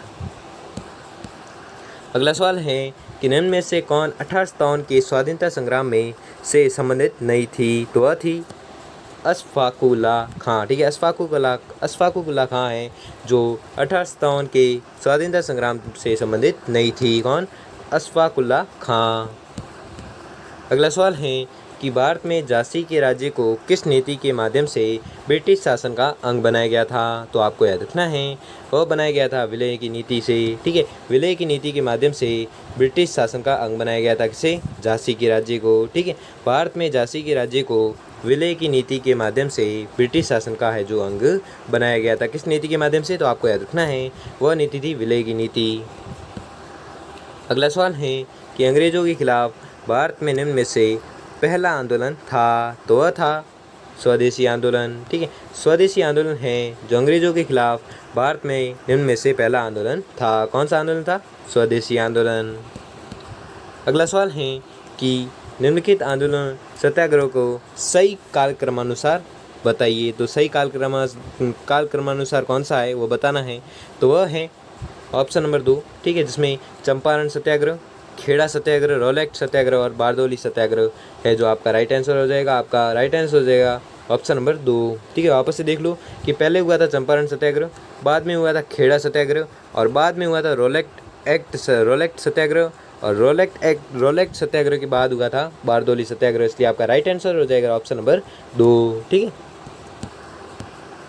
अगला सवाल है कि निम्नलिखित में से कौन काकोरी षड्यंत्र केस से संबंधित नहीं था? तो वह था सूर्यसेन। ठीक है, सूर्यसेन वह व्यक्ति था जो काकोरी षड्यंत्र केस से संबंधित नहीं था। कौन? सूर्यसेन। अगला सवाल है कि सन 1905 के बंगाल विभाजन के समय गवर्नर जनरल एवं वायसराय था? तो वह था लॉर्ड कर्जन। ठीक है, लॉर्ड कर्जन था जो सन 1905 के बंगाल विभाजन के समय गवर्नर जनरल एवं वायसराय था। कौन? Lord Curzon. अगला सवाल है कि निम्नलिखित में से किस पेशवा को इतिहास में नाना साहिब के नाम से जाना जाता है? तो यह जाना जाता है बालाजी बाजीराव को। ठीक है, बालाजी बाजीराव वह थे जिन्हें नाना साहिब के नाम से जाना जाता है। अगर पूछे एग्जाम के नाना साहिब के नाम से किससे जाना जाता है तो आपको याद रखना है यह जाना जाता है बालाजी बाजीराव को। अगला सवाल है कि महात्मा गांधी ने किस आयोग को दिवालिया बैंक पर पोस्ट डेटेड चेक कहा था? तो आपको याद रखना है यह कहा था क्रिप्स मिशन आयोग को। ठीक है, क्रिप्स मिशन आयोग को दिवालिया बैंक पर पोस्ट डेटेड चेक है जो डेटेड चेक कहा था। किसने कहा था? तो आपको याद रखना है यह कहा था महात्मा गांधी ने। किस आयोग को? वह आयोग था क्रिप्स मिशन आयोग का था। और क्या कहा था? दिवालिया बैंक पर पोस्ट डेटेड चेक कहा था किसने? महात्मा गांधी ने। अगला सवाल है कि जय हिंद का नारा किसने दिया था? तो जय हिंद का नारा दिया था सुभाष चंद्र बोस ने। ठीक है, तो सुभाष चंद्र बोस ने जय हिंद का नारा दिया था। अगला सवाल है कि निम्नलिखित में से कौन सा दी गई घटनाओं का सही कालक्रमानुसार है? तो कालक्रमानुसार सही कौन सा है वो बताना है आपको। तो वह है अगस्त प्रस्ताव, क्रिप्स मिशन, शिमला सम्मेलन और कैबिनेट मिशन। ये जो ऑप्शन है ये सही कालक्रमानुसार, इसलिए आपका राइट आंसर हो जाएगा ऑप्शन नंबर 1। ठीक है, वापस से देख लो कि सबसे पहले हुआ था अगस्त प्रस्ताव, फिर हुआ था क्रिप्स मिशन, फिर हुआ था शिमला सम्मेलन और लास्ट में हुआ था कैबिनेट मिशन, इसलिए आपका राइट आंसर हो जाएगा ऑप्शन नंबर 1। अगला सवाल है, इसे जूम आउट कर देते हो वापस से, ध्यान से दिखे आपको प्रश्न पूरा। ठीक है, अगला सवाल है कि सुमेलित कीजिए। तो सुमेलित करना है सूची 1 को सूची 2 में सुमेलित करना है। ठीक है, तो इसमें माई एक्सपेरिमेंट विद ट्रूथ यह संबंधित था किससे? गांधी जी से। ठीक है, यह गांधी जी से संबंधित था। अगला है कि डिस्कवरी ऑफ इंडिया यह किससे संबंधित था? तो आपको याद रखना है यह संबंधित था जवाहरलाल नेहरू से। Poverty and un British rule in India तो यह संबंधित था किससे? दादा भाई नौरोजी से। और अगला है गीता रहस्य से संबंधित था बीजी तिलक से, बाल गंगाधर तिलक से संबंधित था। ठीक है, वापस से देख लो। ठीक है, वापस से देख लो कि माई एक्सपेरिमेंट विद ट्रूथ यह जो रचना थी या यह जो ग्रंथ था यह किसके द्वारा लिखित था? तो यह था किसके द्वारा लिखित? तो आपको याद रखना है यह था गांधी जी द्वारा लिखित ग्रंथ था। और अगला है डिस्कवरी ऑफ इंडिया यह ग्रंथ किसने लिखा था? तो आपको याद रखना है यह लिखा था जवाहरलाल नेहरू ने।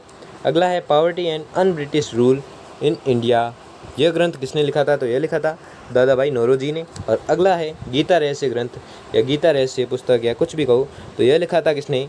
तो यह लिखा था बीजी तिलक ने, इसलिए आपका राइट आंसर हो जाएगा ऑप्शन नंबर 4। अगला सवाल है, इसे वापस से जूम कर देते हैं वापस से। अगला सवाल है कि कांग्रेस ने साइमन कमीशन रिपोर्ट का प्रत्युत्तर किस रूप में दिया? तो आपको याद रखना है यह दिया था नेहरू रिपोर्ट के द्वारा। ठीक है, नेहरू रिपोर्ट के द्वारा कांग्रेस ने साइमन कमीशन रिपोर्ट का प्रत्युत्तर दिया था। किस रूप में?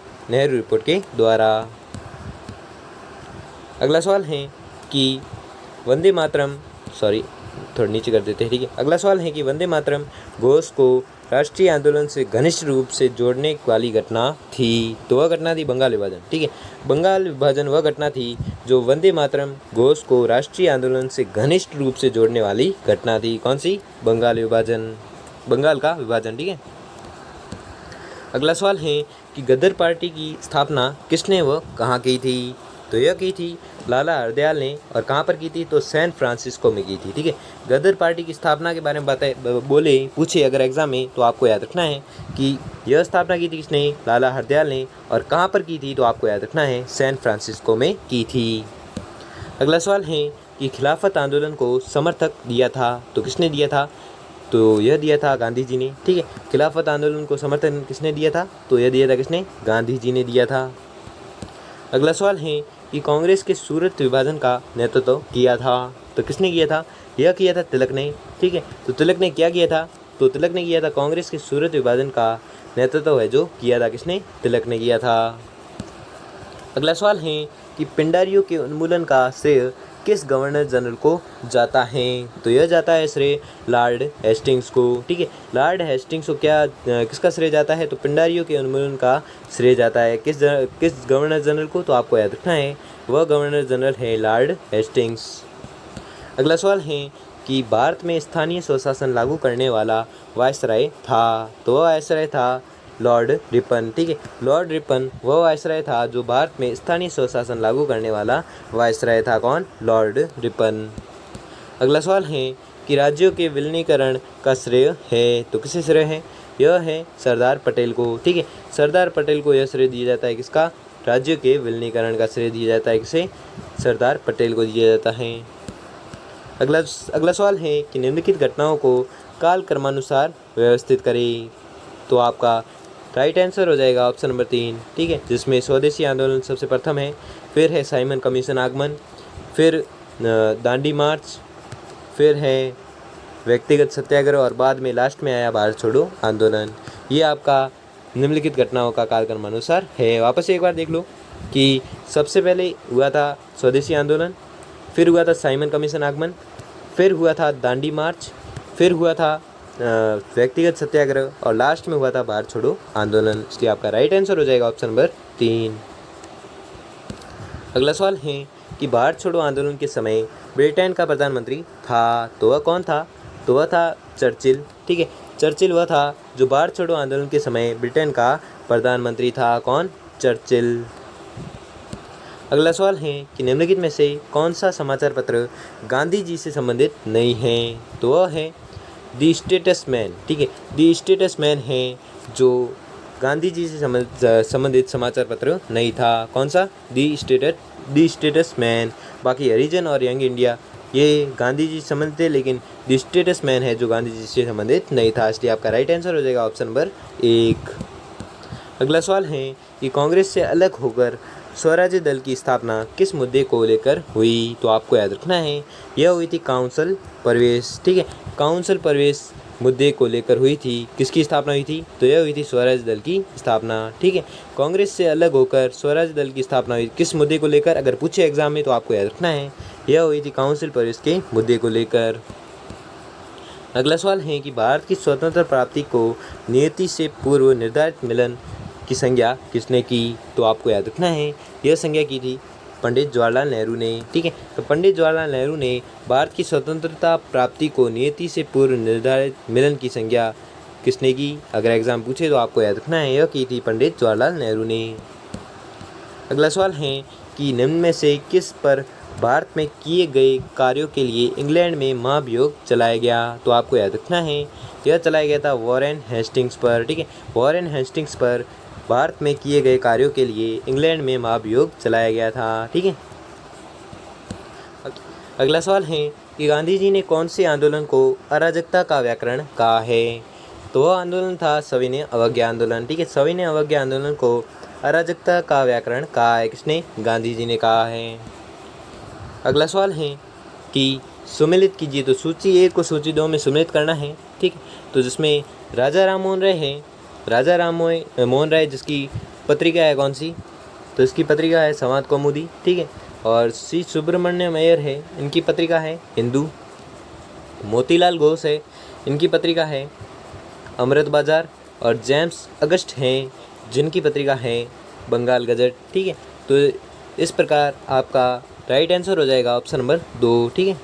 वापस से देख लो कि राजा राम मोहन राय किससे संबंधित है? तो यह संबंधित है संवाद कौमुदी पत्रिका से। और सी सुब्रमण्यम अय्यर है वह संबंधित है हिंदू पत्रिका से, ठीक है। और मोतीलाल घोष है वह संबंधित है अमृत बाजार पत्रिका से। और जेम्स अगस्टस है वह संबंधित है बंगाल गजट पत्रिका से। इसलिए आपका सही जवाब होगा ऑप्शन नंबर 2। अगला सवाल है कि किस गवर्नर जनरल के कार्यकाल में भारतीय राष्ट्रीय कांग्रेस की स्थापना हुई है? तो आपको याद रखना है यह हुई है लॉर्ड डफरिन के कार्यकाल में, ठीक है, लॉर्ड डफरिन के कार्यकाल में भारतीय राष्ट्रीय कांग्रेस की स्थापना हुई है। अगला सवाल है कि भारत में प्रांतीय स्वायत्तता कब लागू की गई? तो आपको याद रखना है यह लागू की गई थी भारत सरकार अधिनियम 1935 में, ठीक है। भारत सरकार अधिनियम 1935 में भारत में प्रांतीय स्वायत्तता है जो लागू की गई थी। कब? भारत सरकार अधिनियम 1935 में लागू की गई थी। अगला सवाल है कि महात्मा गांधी की हत्या किस दिन हुई थी? तो यह हत्या हुई थी 30 जनवरी 1948 को, ठीक है। तो 30 जनवरी 1948 को महात्मा गांधी की हत्या हो गई थी। कब? 30 जनवरी 1948 को हो गई थी। अगला सवाल है सुमेलित कीजिए, तो सुमेलित करना है अखबार को संपादक में सुमेलित करना है, ठीक है। तो जिसमें बॉम्बे कार्निकल है अखबार जिसके संपादक है कौन? फिरोज शाह मेहता है, ठीक है। और कॉमनवेल्थ पत्रिका है, इनके संपादक है कौन? एनी बेसेंट, ठीक है। और अगला है लीडर पत्रिका के संपादक है कौन? मदन मोहन मालवीय। और प्रताप पत्रिका के संपादक है द गणेश शंकर विद्यार्थी। इसलिए आपका राइट आंसर हो जाएगा ऑप्शन नंबर 3, ठीक है। ऑप्शन नंबर 3 आपका राइट आंसर हो जाएगा। वापस से देख लो कि बॉम्बे कार्निकल के संपादक कौन है?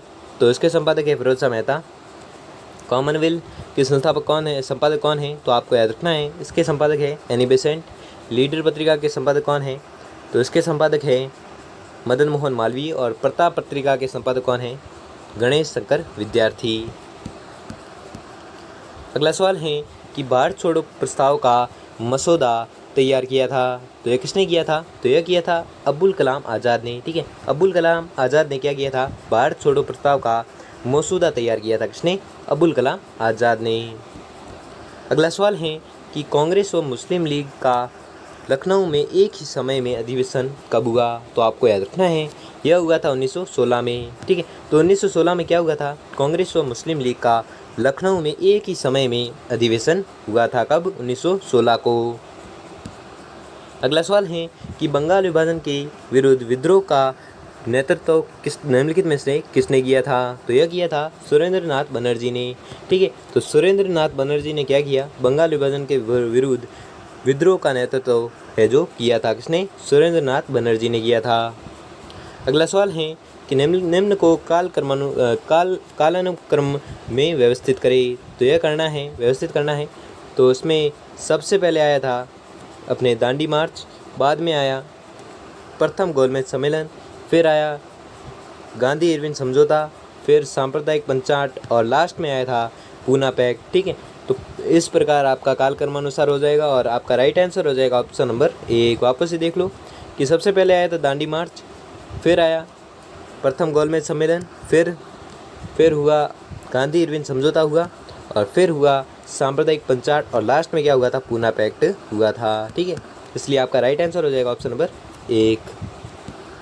अगला सवाल है कि खिलाफत आंदोलन का प्रारंभ किया था, तो किसने किया था, यह किया था अली बंधुओं शौकत व मोहम्मद अली ने। ठीक है, शौकत और मोहम्मद अली ने किया था क्या, खिलाफत आंदोलन का प्रारंभ किया था।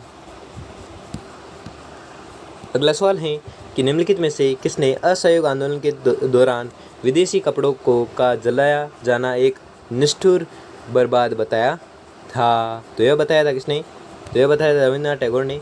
ठीक है, रविंद्रनाथ टैगोर ने असहयोग आंदोलन के दौरान विदेशी कपड़ों का जताया जाना एक निष्ठुर बर्बादी बताया था, किसने, रविंद्रनाथ टैगोर ने। इसे जूम आउट कर देते हैं। ठीक है, अगला सवाल है कि स्वतंत्रता आंदोलन के परिप्रेक्ष्य में सूची 1 एवं सूची 2 को सम्मिलित कीजिए, तो सूची 1 एवं सूची 2 को सम्मिलित करना है। ठीक है, तो कांग्रेस द्वारा भारत छोड़ो आंदोलन का प्रस्ताव पारित हुआ, तो कब हुआ था, तो यह हुआ था 8 अगस्त 1942 को। ठीक है, तो 8 अगस्त 1942 को क्या हुआ था, कांग्रेस द्वारा भारत छोड़ो आंदोलन का प्रस्ताव है जो पारित हुआ था। अगला है कि प्रत्यक्ष कार्यवाही दिवस, तो प्रत्यक्ष कार्यवाही दिवस कब मनाया जाता है, तो यह मनाया जाता है कब, तो यह मनाया जाता है 16 अगस्त 1946 को। ठीक है, और CR दास फार्मूला संख्या यह हुआ था कब, तो आपको याद रखना है यह हुआ था मार्च 1944 को। शिमला सम्मेलन है यह हुआ था कब, तो शिमला सम्मेलन हुआ था 25 जून 1945 को। और लास्ट है कि अंतरिम सरकार का गठन, तो अंतरिम सरकार का गठन हुआ था सितंबर 1946 को, इसलिए आपका राइट आंसर हो जाएगा ऑप्शन नंबर 4। वापस से देख लो कि कांग्रेस द्वारा भारत छोड़ो आंदोलन का प्रस्ताव है जो पारित हुआ था कब हुआ था, तो यह पारित हुआ था 8 अगस्त 1942 को। अगला है कि प्रत्यक्ष कार्यवाही दिवस, तो प्रत्यक्ष कार्यवाही दिवस है जो 16 अगस्त 1946 को हुआ था। अगला है कि CR दास फार्मूला संख्या है जो यह हुआ था मार्च 1944 को। और शिमला सम्मेलन है जो हुआ था यह हुआ था 25 जून 1945 को। और लास्ट है कि अंतरिम सरकार का गठन है जो यह हुआ था सितंबर 1946 को। ठीक है, अगला सवाल है, इसे वापस जूम कर देते हैं।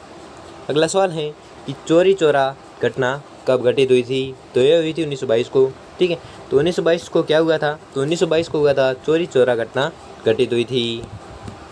अगला सवाल है कि भारत विभाजन के लिए मोहम्मद अली जिन्ना को सर्वाधिक उत्तरदायी किसने ठहराया है, तो यह ठहराया है लॉर्ड माउंटबेटन ने। ठीक है, लॉर्ड माउंटबेटन ने भारत विभाजन के लिए मोहम्मद अली जिन्ना को सर्वाधिक उत्तरदायी ठहराया था, किसने, लॉर्ड माउंटबेटन ने। अगला सवाल है कि स्वराज पार्टी का गठन किया था, तो किसने किया था, तो यह किया था CR दास तथा मोतीलाल नेहरू ने। ठीक है, CR दास तथा मोतीलाल नेहरू ने स्वराज पार्टी का गठन किया था। अगला सवाल है, इसको जूम कर देते हैं पहले, ठीक है। तो अगला सवाल है कि सुमेलित करें, सूची 1 को सूची 2 में सुमेलित करना है, ठीक है। जिसमें कांग्रेस का पूर्ण स्वराज्य प्रस्ताव जो पारित हुआ था कब हुआ था, तो यह हुआ था 31 दिसंबर 1929 को।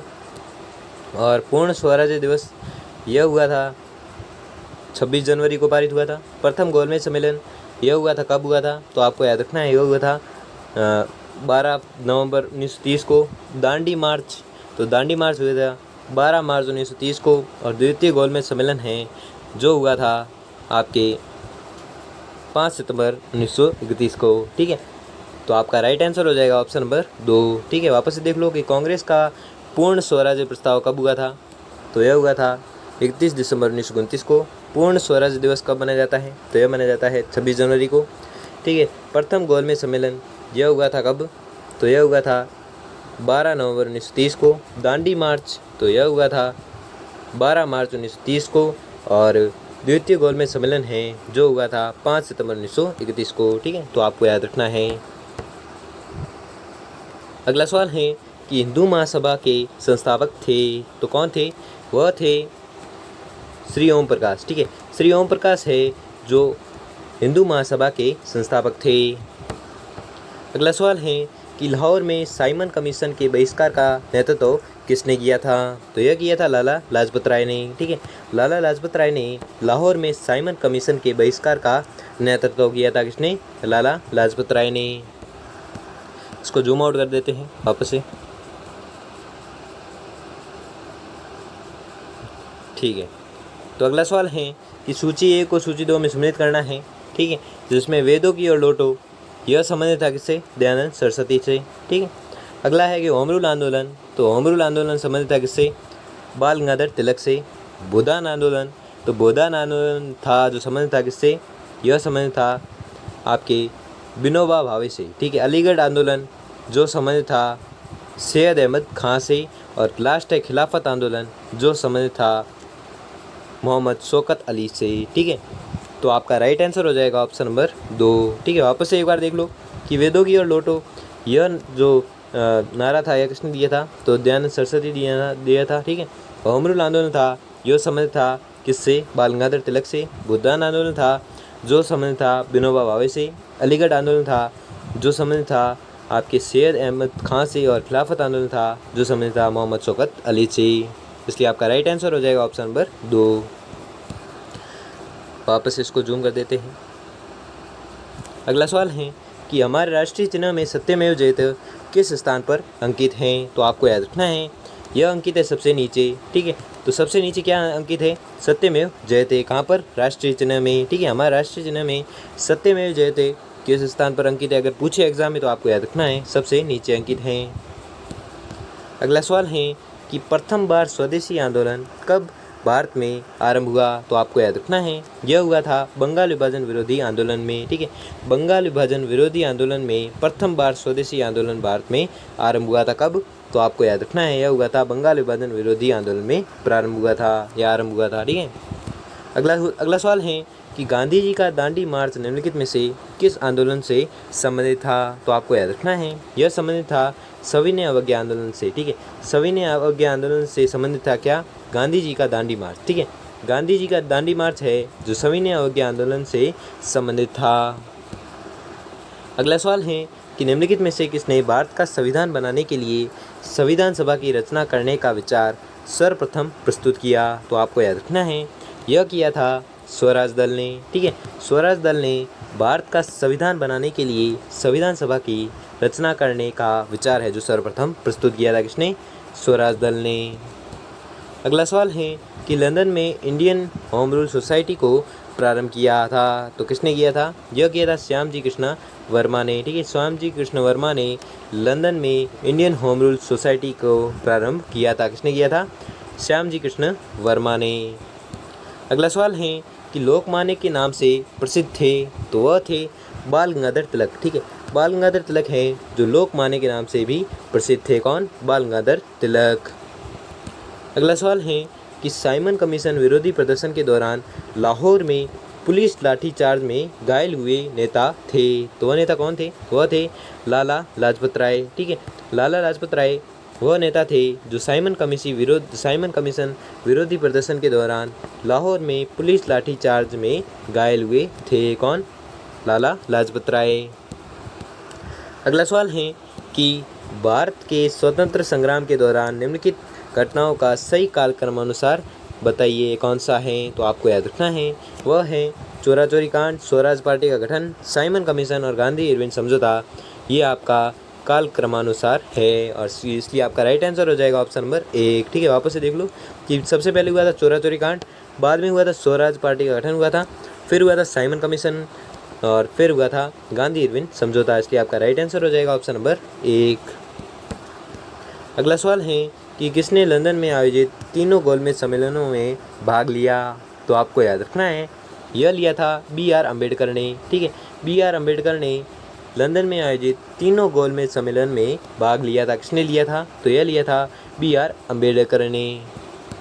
अगला सवाल है कि एशियन विकास बैंक का मुख्यालय कहाँ पर स्थित है। तो यह स्थित है मनीला में। ठीक है, तो मनीला में क्या स्थित है? एशियन विकास बैंक का मुख्यालय है जो स्थित है कहाँ पर?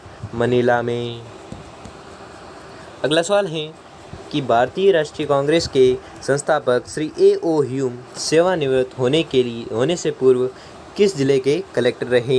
तो यह रहे थे इटावा के। ठीक है, इटावा के कलेक्टर रहे थे कौन?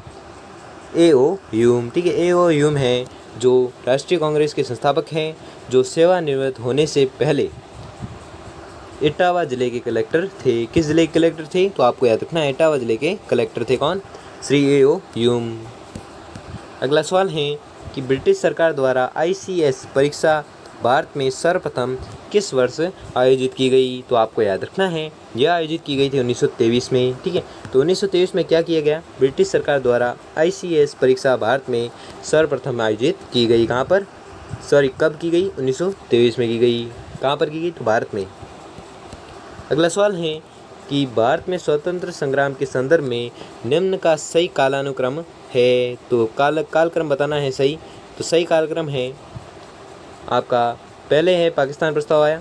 ठीक है, फिर आया अगस्त प्रस्ताव, फिर आया क्रिप्स मिशन योजना, फिर आई वेवेल योजना और बाद में लास्ट में आया कैबिनेट मिशन योजना। इसलिए आपका राइट आंसर हो जाएगा ऑप्शन नंबर 3।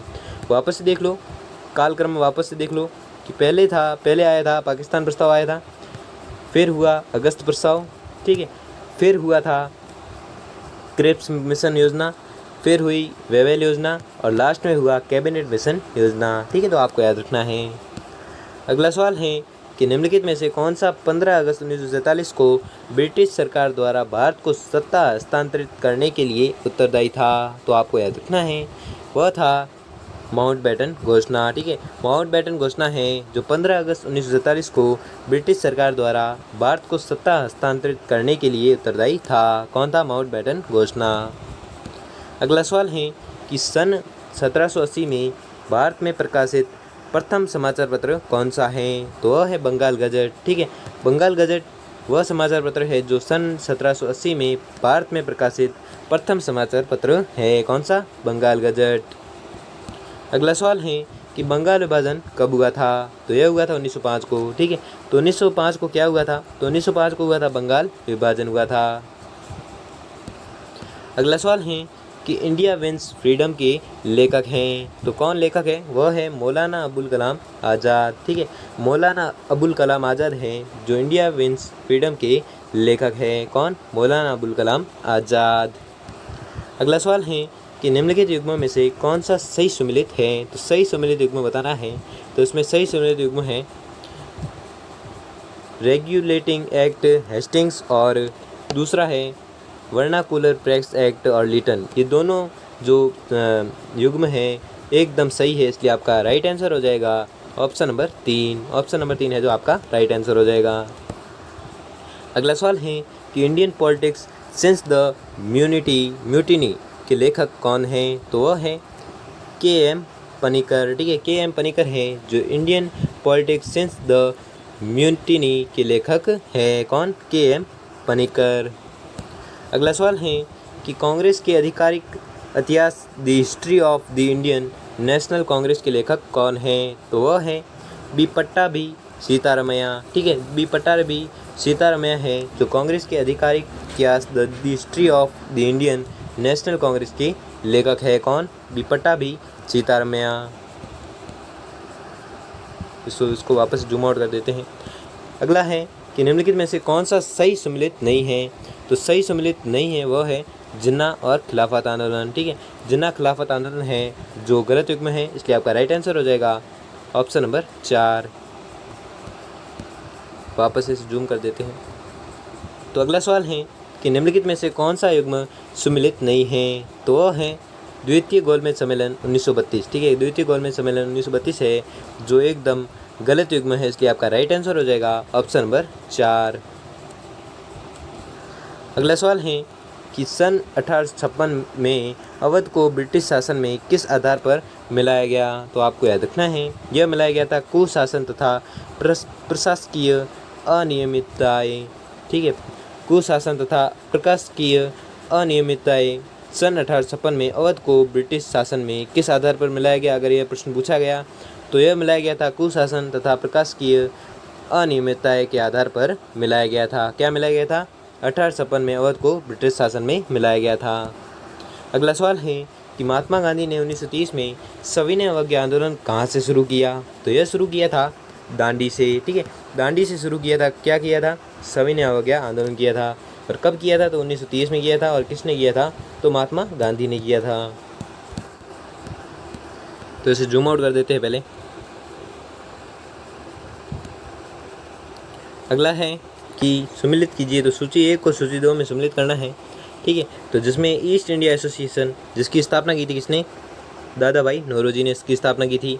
और दूसरा है सत्यशोधक समाज की स्थापना किसने की थी? तो सत्यशोधक समाज की स्थापना की थी ज्योतिराव गोविंद राव ने की थी। ठीक है, और अगला है कि सर्वेंट्स ऑफ इंडियन सोसाइटी जिसकी स्थापना की थी किसने? तो इसकी स्थापना की थी गोपाल कृष्ण गोखले ने। और तत्वबोधिनी समाज है जिसकी स्थापना की थी किसने?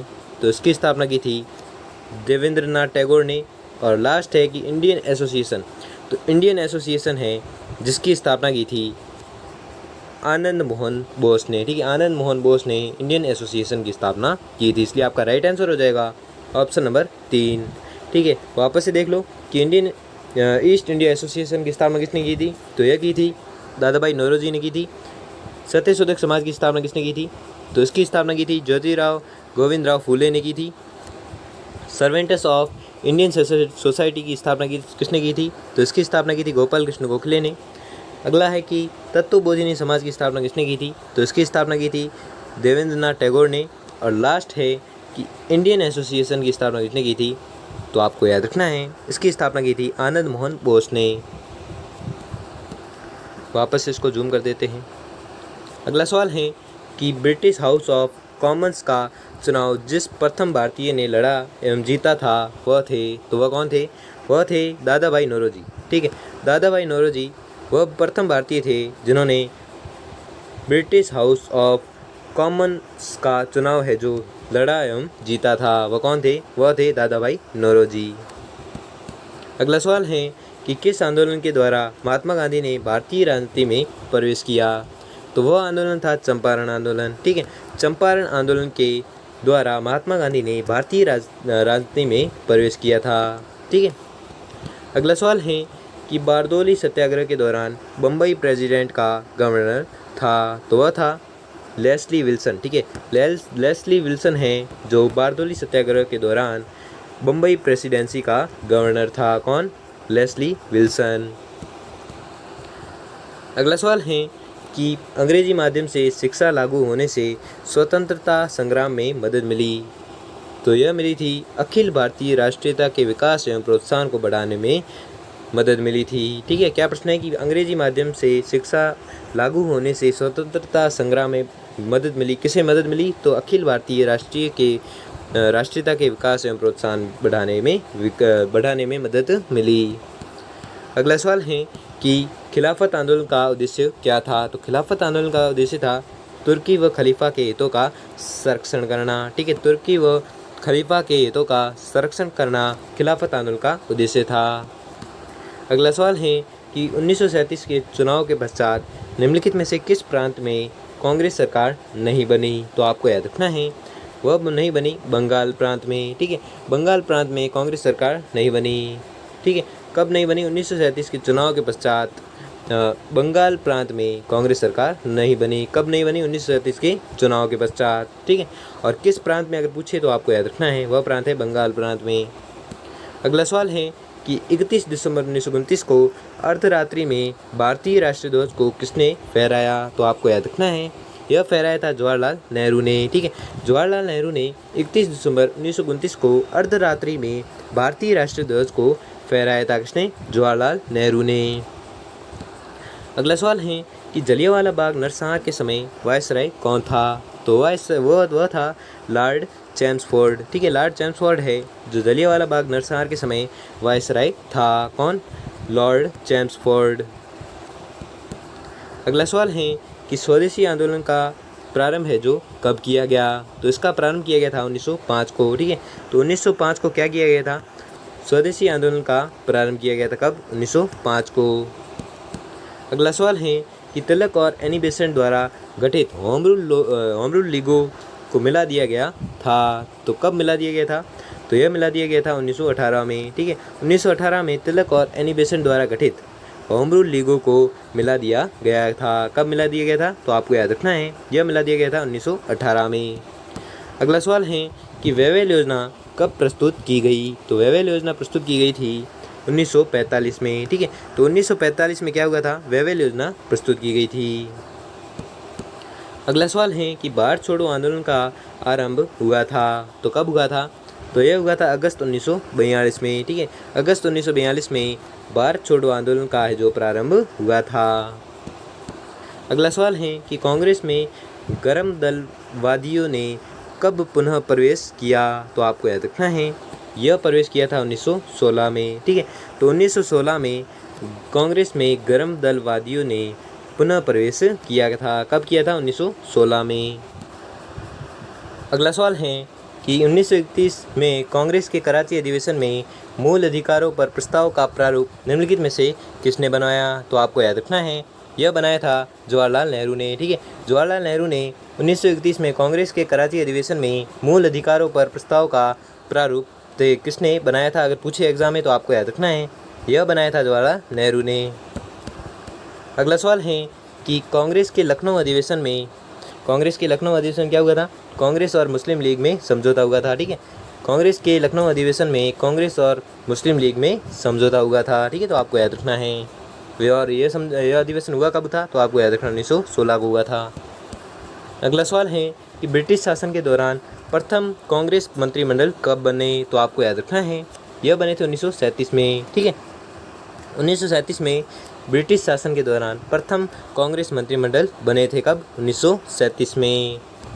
अगला सवाल है कि डॉक्टर एनी बेसेंट किससे संबंधित है? तो आपको याद रखना है, वह संबंधित है थियोसॉफिकल सोसाइटी से। ठीक है, थियोसॉफिकल सोसाइटी से डॉक्टर एनी बेसेंट संबंधित है। किससे?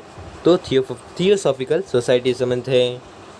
अगला सवाल है कि स्वतंत्र भारत के प्रथम भारतीय गवर्नर जनरल कौन थे? तो वह थे सी राजगोपालाचारी। ठीक है, सी राजगोपालाचारी हैं जो स्वतंत्र भारत के प्रथम भारतीय गवर्नर जनरल थे। कौन?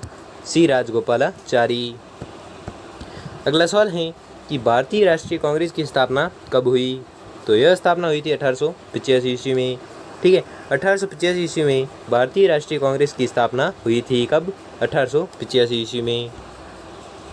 अगला सवाल है कि भारत की स्वतंत्रता के समय इंग्लैंड में किस दल की सरकार सत्ता में थी? तो यह थी लेबर पार्टी की। ठीक है, लेबर पार्टी भारत की स्वतंत्रता के समय इंग्लैंड में लेबर पार्टी दल की सरकार है जो सत्ता में थी। किस पार्टी की? तो लेबर पार्टी की। अगला सवाल है कि संविधान सभा का अध्यक्ष कौन था? तो संविधान सभा का अध्यक्ष था डॉक्टर राजेंद्र प्रसाद। ठीक है, डॉक्टर राजेंद्र प्रसाद है जो संविधान सभा का अध्यक्ष था। अगला सवाल है कि भारतीय राष्ट्रीय कांग्रेस के संस्थापक कौन थे? तो वह थे A.O. ह्यूम। ठीक है, A.O. ह्यूम है जो भारतीय राष्ट्रीय कांग्रेस के संस्थापक थे। कौन? A.O. ह्यूम। अगला सवाल है कि भारतीय राष्ट्रीय कांग्रेस के प्रथम अध्यक्ष कौन थे? तो वह थे W.C. बनर्जी। ठीक है, W.C. बनर्जी हैं जो भारतीय राष्ट्रीय कांग्रेस के प्रथम अध्यक्ष थे? कौन थे? WC बनर्जी। अगला सवाल है कि भारतीय राष्ट्रीय कांग्रेस की प्रथम महिला अध्यक्ष थी, तो कौन थी? वह थी एनी बेसेंट। ठीक है, एनी बेसेंट है जो भारतीय राष्ट्रीय कांग्रेस की प्रथम महिला अध्यक्ष थी। कौन थी? Annie Besant. अगला सवाल है कि कांग्रेस की प्रथम महिला अध्यक्ष कौन थी? प्रथम भारतीय महिला अध्यक्ष कौन थी? तो वह थी सरोजनी नायडू। ठीक है, सरोजनी नायडू है जो कांग्रेस की प्रथम भारतीय महिला अध्यक्ष थी। कौन? सरोजनी नायडू। अगला सवाल है कि कांग्रेस के किस अधिवेशन में कब पूर्ण स्वराज्य का लक्ष्य घोषित हुआ? तो आपको याद रखना है, यह हुआ था लाहौर अधिवेशन 1929 में। ठीक है, लाहौर अधिवेशन 1929 में पूर्ण स्वराज्य का लक्ष्य है जो घोषित हुआ था। कब हुआ था? 1929 में। और किस अधिवेशन में? तो आपको याद रखना है, वह अधिवेशन है लाहौर अधिवेशन में। अगला सवाल है कि किस अधिवेशन में और कब कांग्रेस 2 गुटों में विभक्त हो गई? तो आपको याद रखना है, यह हो गई थी सूरत अधिवेशन में और यह हुई थी 1907 में। ठीक है, सूरत अधिवेशन के 1907 में कांग्रेस 2 गुटों में विभाजित हो गई थी। अगला सवाल है कि कांग्रेस का प्रथम अंग्रेज अध्यक्ष कौन था? तो वह था जॉर्ज एंड्रयूल। ठीक है, जॉर्ज एंड्रयूल है जो कांग्रेस का प्रथम अंग्रेज अध्यक्ष था। कौन? जॉर्ज एंड्रयूल। अगला सवाल है कि बंगाल विभाजन के लिए उत्तरदायी कौन था? तो बंगाल विभाजन के लिए उत्तरदायी था लॉर्ड कर्जन। ठीक है, लॉर्ड कर्जन है जो बंगाल विभाजन के लिए उत्तरदायी था। कौन? Lord Curzon. अगला सवाल है कि जलियांवाला बाग नरसंहार कब हुआ था? तो यह हुआ था 13 अप्रैल 1919 को। ठीक है, 13 अप्रैल 1919 को जलियांवाला बाग नरसंहार हुआ था। कब हुआ था? 13 अप्रैल 1919 को। अगला सवाल है कि जलियांवाला बाग नरसंहार के लिए उत्तरदायी कौन था? तो वह था जनरल डायर। ठीक है, जनरल डायर है जो जलियांवाला बाग नरसंहार के लिए उत्तरदायी था। कौन था? General Dyer. अगला सवाल है कि गांधी जी का जन्म कहाँ पर हुआ था? तो गांधी जी का जन्म हुआ था पोरबंदर में। ठीक है, पोरबंदर में हुआ था किसका जन्म? तो आपको याद रखना है, पोरबंदर में जन्म हुआ था किसका? गांधी जी का। और अगला सवाल है कि सर्वेंट्स ऑफ इंडिया सोसाइटी की स्थापना किसने की? तो सर्वेंट ऑफ सोसाइटी की स्थापना की थी गोपाल कृष्ण गोखले ने। ठीक है, गोपाल कृष्ण गोखले ने सर्वेंट्स ऑफ इंडिया सोसाइटी की स्थापना की थी। किसने? गोपाल कृष्ण गोखले ने। अगला सवाल है कि गदर पार्टी की स्थापना किसने की? तो गदर पार्टी की स्थापना की थी लाला हरदयाल ने। ठीक है, लाला हरदयाल ने गदर पार्टी की स्थापना की थी। किसने? लाला हरदयाल ने। अगला सवाल है कि लौह पुरुष के नाम से विख्यात हैं। तो लौह पुरुष के नाम से विख्यात कौन है? तो आपको याद रखना है, वह है वल्लभ भाई पटेल। ठीक है, वल्लभ भाई पटेल है जो लौह पुरुष के नाम से विख्यात हैं। अगला सवाल है कि बारडोली सत्याग्रह का संचालन किसने किया? तो यह किया था सरदार पटेल ने। ठीक है, सरदार पटेल ने बारडोली सत्याग्रह का है जो संचालन किया था। किसने? सरदार पटेल ने। अगला सवाल है कि सरदार पटेल को सरदार की उपाधि किस आंदोलन के सफल संचालन के बाद मिली? तो आपको याद रखना है, यह मिली थी बारडोली आंदोलन में। ठीक है, बारडोली आंदोलन के सफल संचालन के बाद मिली। किसको उपाधि मिली? तो सरदार पटेल को सरदार की उपाधि मिली थी। किस आंदोलन के सफल होने के पश्चात? तो आपको याद रखना है, वह आंदोलन था बारडोली आंदोलन के पश्चात। अगला सवाल है कि सरदार पटेल को सरदार की उपाधि किसने प्रदान की? तो यह उपाधि प्रदान की थी महात्मा गांधी ने। ठीक है, महात्मा गांधी ने सरदार पटेल को सरदार की उपाधि है जो प्रदान की थी। किसने? महात्मा गांधी ने। अगला सवाल है कि भारतीय बिस्मार्क कौन माना जाता है? तो भारतीय बिस्मार्क माना जाता है सरदार पटेल। ठीक है, सरदार पटेल वह व्यक्ति है जिसे भारतीय बिस्मार्क के नाम से भी जाना जाता है। किसे? सरदार पटेल को। अगला सवाल है कि भारतीय एकीकरण का श्रेय किसको प्राप्त है? तो यह प्राप्त है सरदार पटेल को। ठीक है, सरदार पटेल को भारतीय एकीकरण का श्रेय है जो प्राप्त है। अगला सवाल है कि करो या मरो का नारा किसने व कब दिया? तो आपको याद रखना है, यह दिया था महात्मा गांधी ने और दिया था कब? अगस्त 1942 को। ठीक है, अगस्त 1942 को करो या मरो का नारा दिया था। और किसने दिया था? तो आपको याद रखना है, यह दिया था महात्मा गांधी ने। अगला सवाल है कि गांधी जी दक्षिणी अफ्रीका से भारत कब लौटे? तो आपको याद रखना है, यह लौटे थे 1915 को, ठीक है। 1915 को दक्षिणी अफ्रीका से भारत लौटे थे कौन? गांधी जी, ठीक है। कब लौटे थे? तो 1915 को लौटे थे। अगला सवाल है कि भारतीय विदेश नीति का निर्माता कौन है? तो भारतीय विदेश नीति का निर्माता है जवाहरलाल नेहरू, ठीक है। जवाहरलाल नेहरू है जो भारतीय विदेश नीति का निर्माता है। अगला सवाल है कि भारत गणतंत्र कब बना? तो भारत गणतंत्र बना था 26 जनवरी 1950 को, ठीक है। 26 जनवरी 1950 को भारत है जो गणतंत्र बन गया था। अगला सवाल है कि फॉरवर्ड ब्लॉक का गठन किसने व कब किया? तो इसका गठन किया था सुभाष चंद्र बोस ने, और यह किया था 1939 को, ठीक है। फॉरवर्ड ब्लॉक का गठन किया था किसने? सुभाष चंद्र बोस ने किया था। और कब किया था अगर पूछे तो आपको याद रखना है, यह किया था 1939 को। दिल्ली चलो का नारा किसने दिया? तो दिल्ली चलो का नारा दिया था किसने? सुभाष चंद्र बोस ने, ठीक है। सुभाष चंद्र बोस ने दिल्ली चलो का नारा दिया था। अगला सवाल है कि तुम मुझे खून दो मैं तुम्हें आज़ादी दूंगा का उद्घोष किया था। तो किसने किया था? इसका उद्घोष किया था सुभाष चंद्र बोस ने, ठीक है। सुभाष चंद्र बोस ने कहा था कि तुम मुझे खून दो और मैं तुम्हें आज़ादी दूंगा। ये किसने कहा था? तो यह कहा था सुभाष चंद्र बोस ने। अगला सवाल है कि केसरी तथा मराठा समाचार पत्र किसने निकाले? तो यह समाचार पत्र निकाले थे बाल गंगाधर तिलक ने, ठीक है। तो बाल गंगाधर तिलक ने कौन से समाचार पत्र निकाले? तो आपको याद रखना है, यह निकाले थे एक केसरी और एक मराठा, ठीक है। ये दोनों समाचार पत्र है जो बाल गंगाधर तिलक द्वारा निकाले गए थे। अगला सवाल है कि बाल गंगाधर तिलक का निधन कब हुआ था? तो इनका निधन हुआ था 1920 में, ठीक है। तो 1920 में किनका निधन हुआ था? बाल गंगाधर तिलक का निधन हुआ था।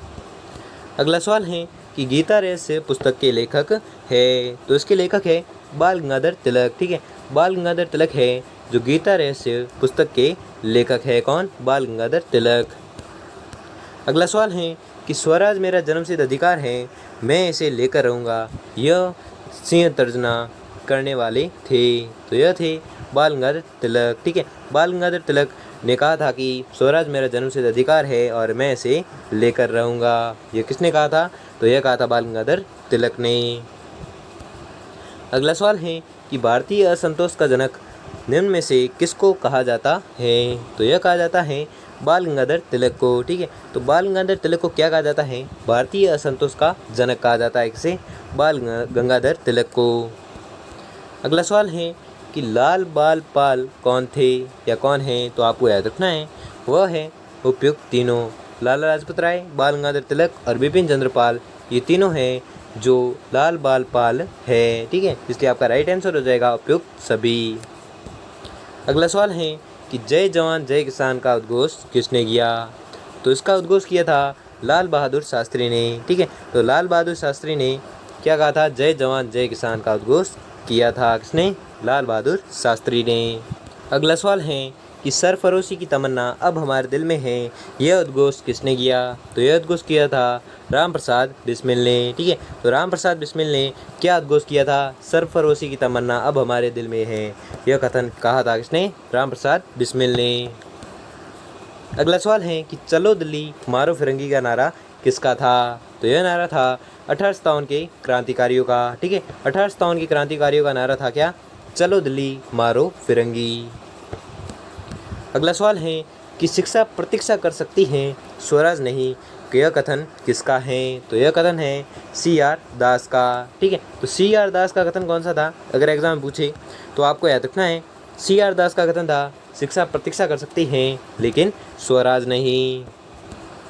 अगला सवाल है कि तिलक भारतीय राष्ट्रवाद के पिता थे, यह कथन किस विचारक का है?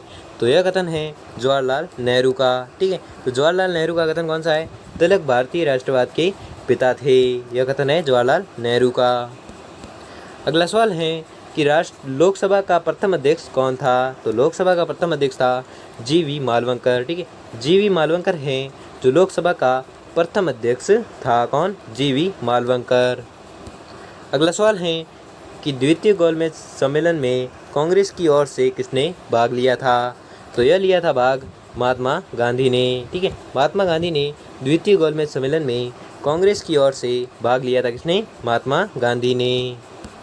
अगला सवाल है कि तीनों गोलमेज सम्मेलन कहाँ आयोजित हुए थे? तो यह आयोजित हुए थे लंदन में। ठीक है, तीनों जो गोलमेज सम्मेलन हुए थे ये तीनों हुए थे कहाँ पर, लंदन में हुए थे। ठीक है, तो आपको याद रखना है। अगला और आज का अंतिम सवाल है कि हैदराबाद के विलय हेतु भारतीय सैन्य अभियान था, तो वह था ऑपरेशन पोलो। ठीक है, ऑपरेशन पोलो है जो हैदराबाद के विलय हेतु भारतीय सैन्य अभियान था। ठीक है, हैदराबाद के विलय हेतु भारतीय सैन्य अभियान था, कौन सा, ऑपरेशन पोलो। और इसकी व्याख्या है कि भारतीय सेना के इस ऑपरेशन के बाद 1 नवंबर 1948 को हैदराबाद के निज़ाम ने विलय पत्र पर हस्ताक्षर किए। तो दोस्तों आपको ये वीडियो कैसा लगा हमें कमेंट बॉक्स कमेंट करके ज़रूर बताएं। और इस वीडियो को बनाने में 1 महीने से भी ऊपर लगा है, इसलिए वीडियो को लाइक और चैनल को सब्सक्राइब कर लीजिए। और धन्यवाद।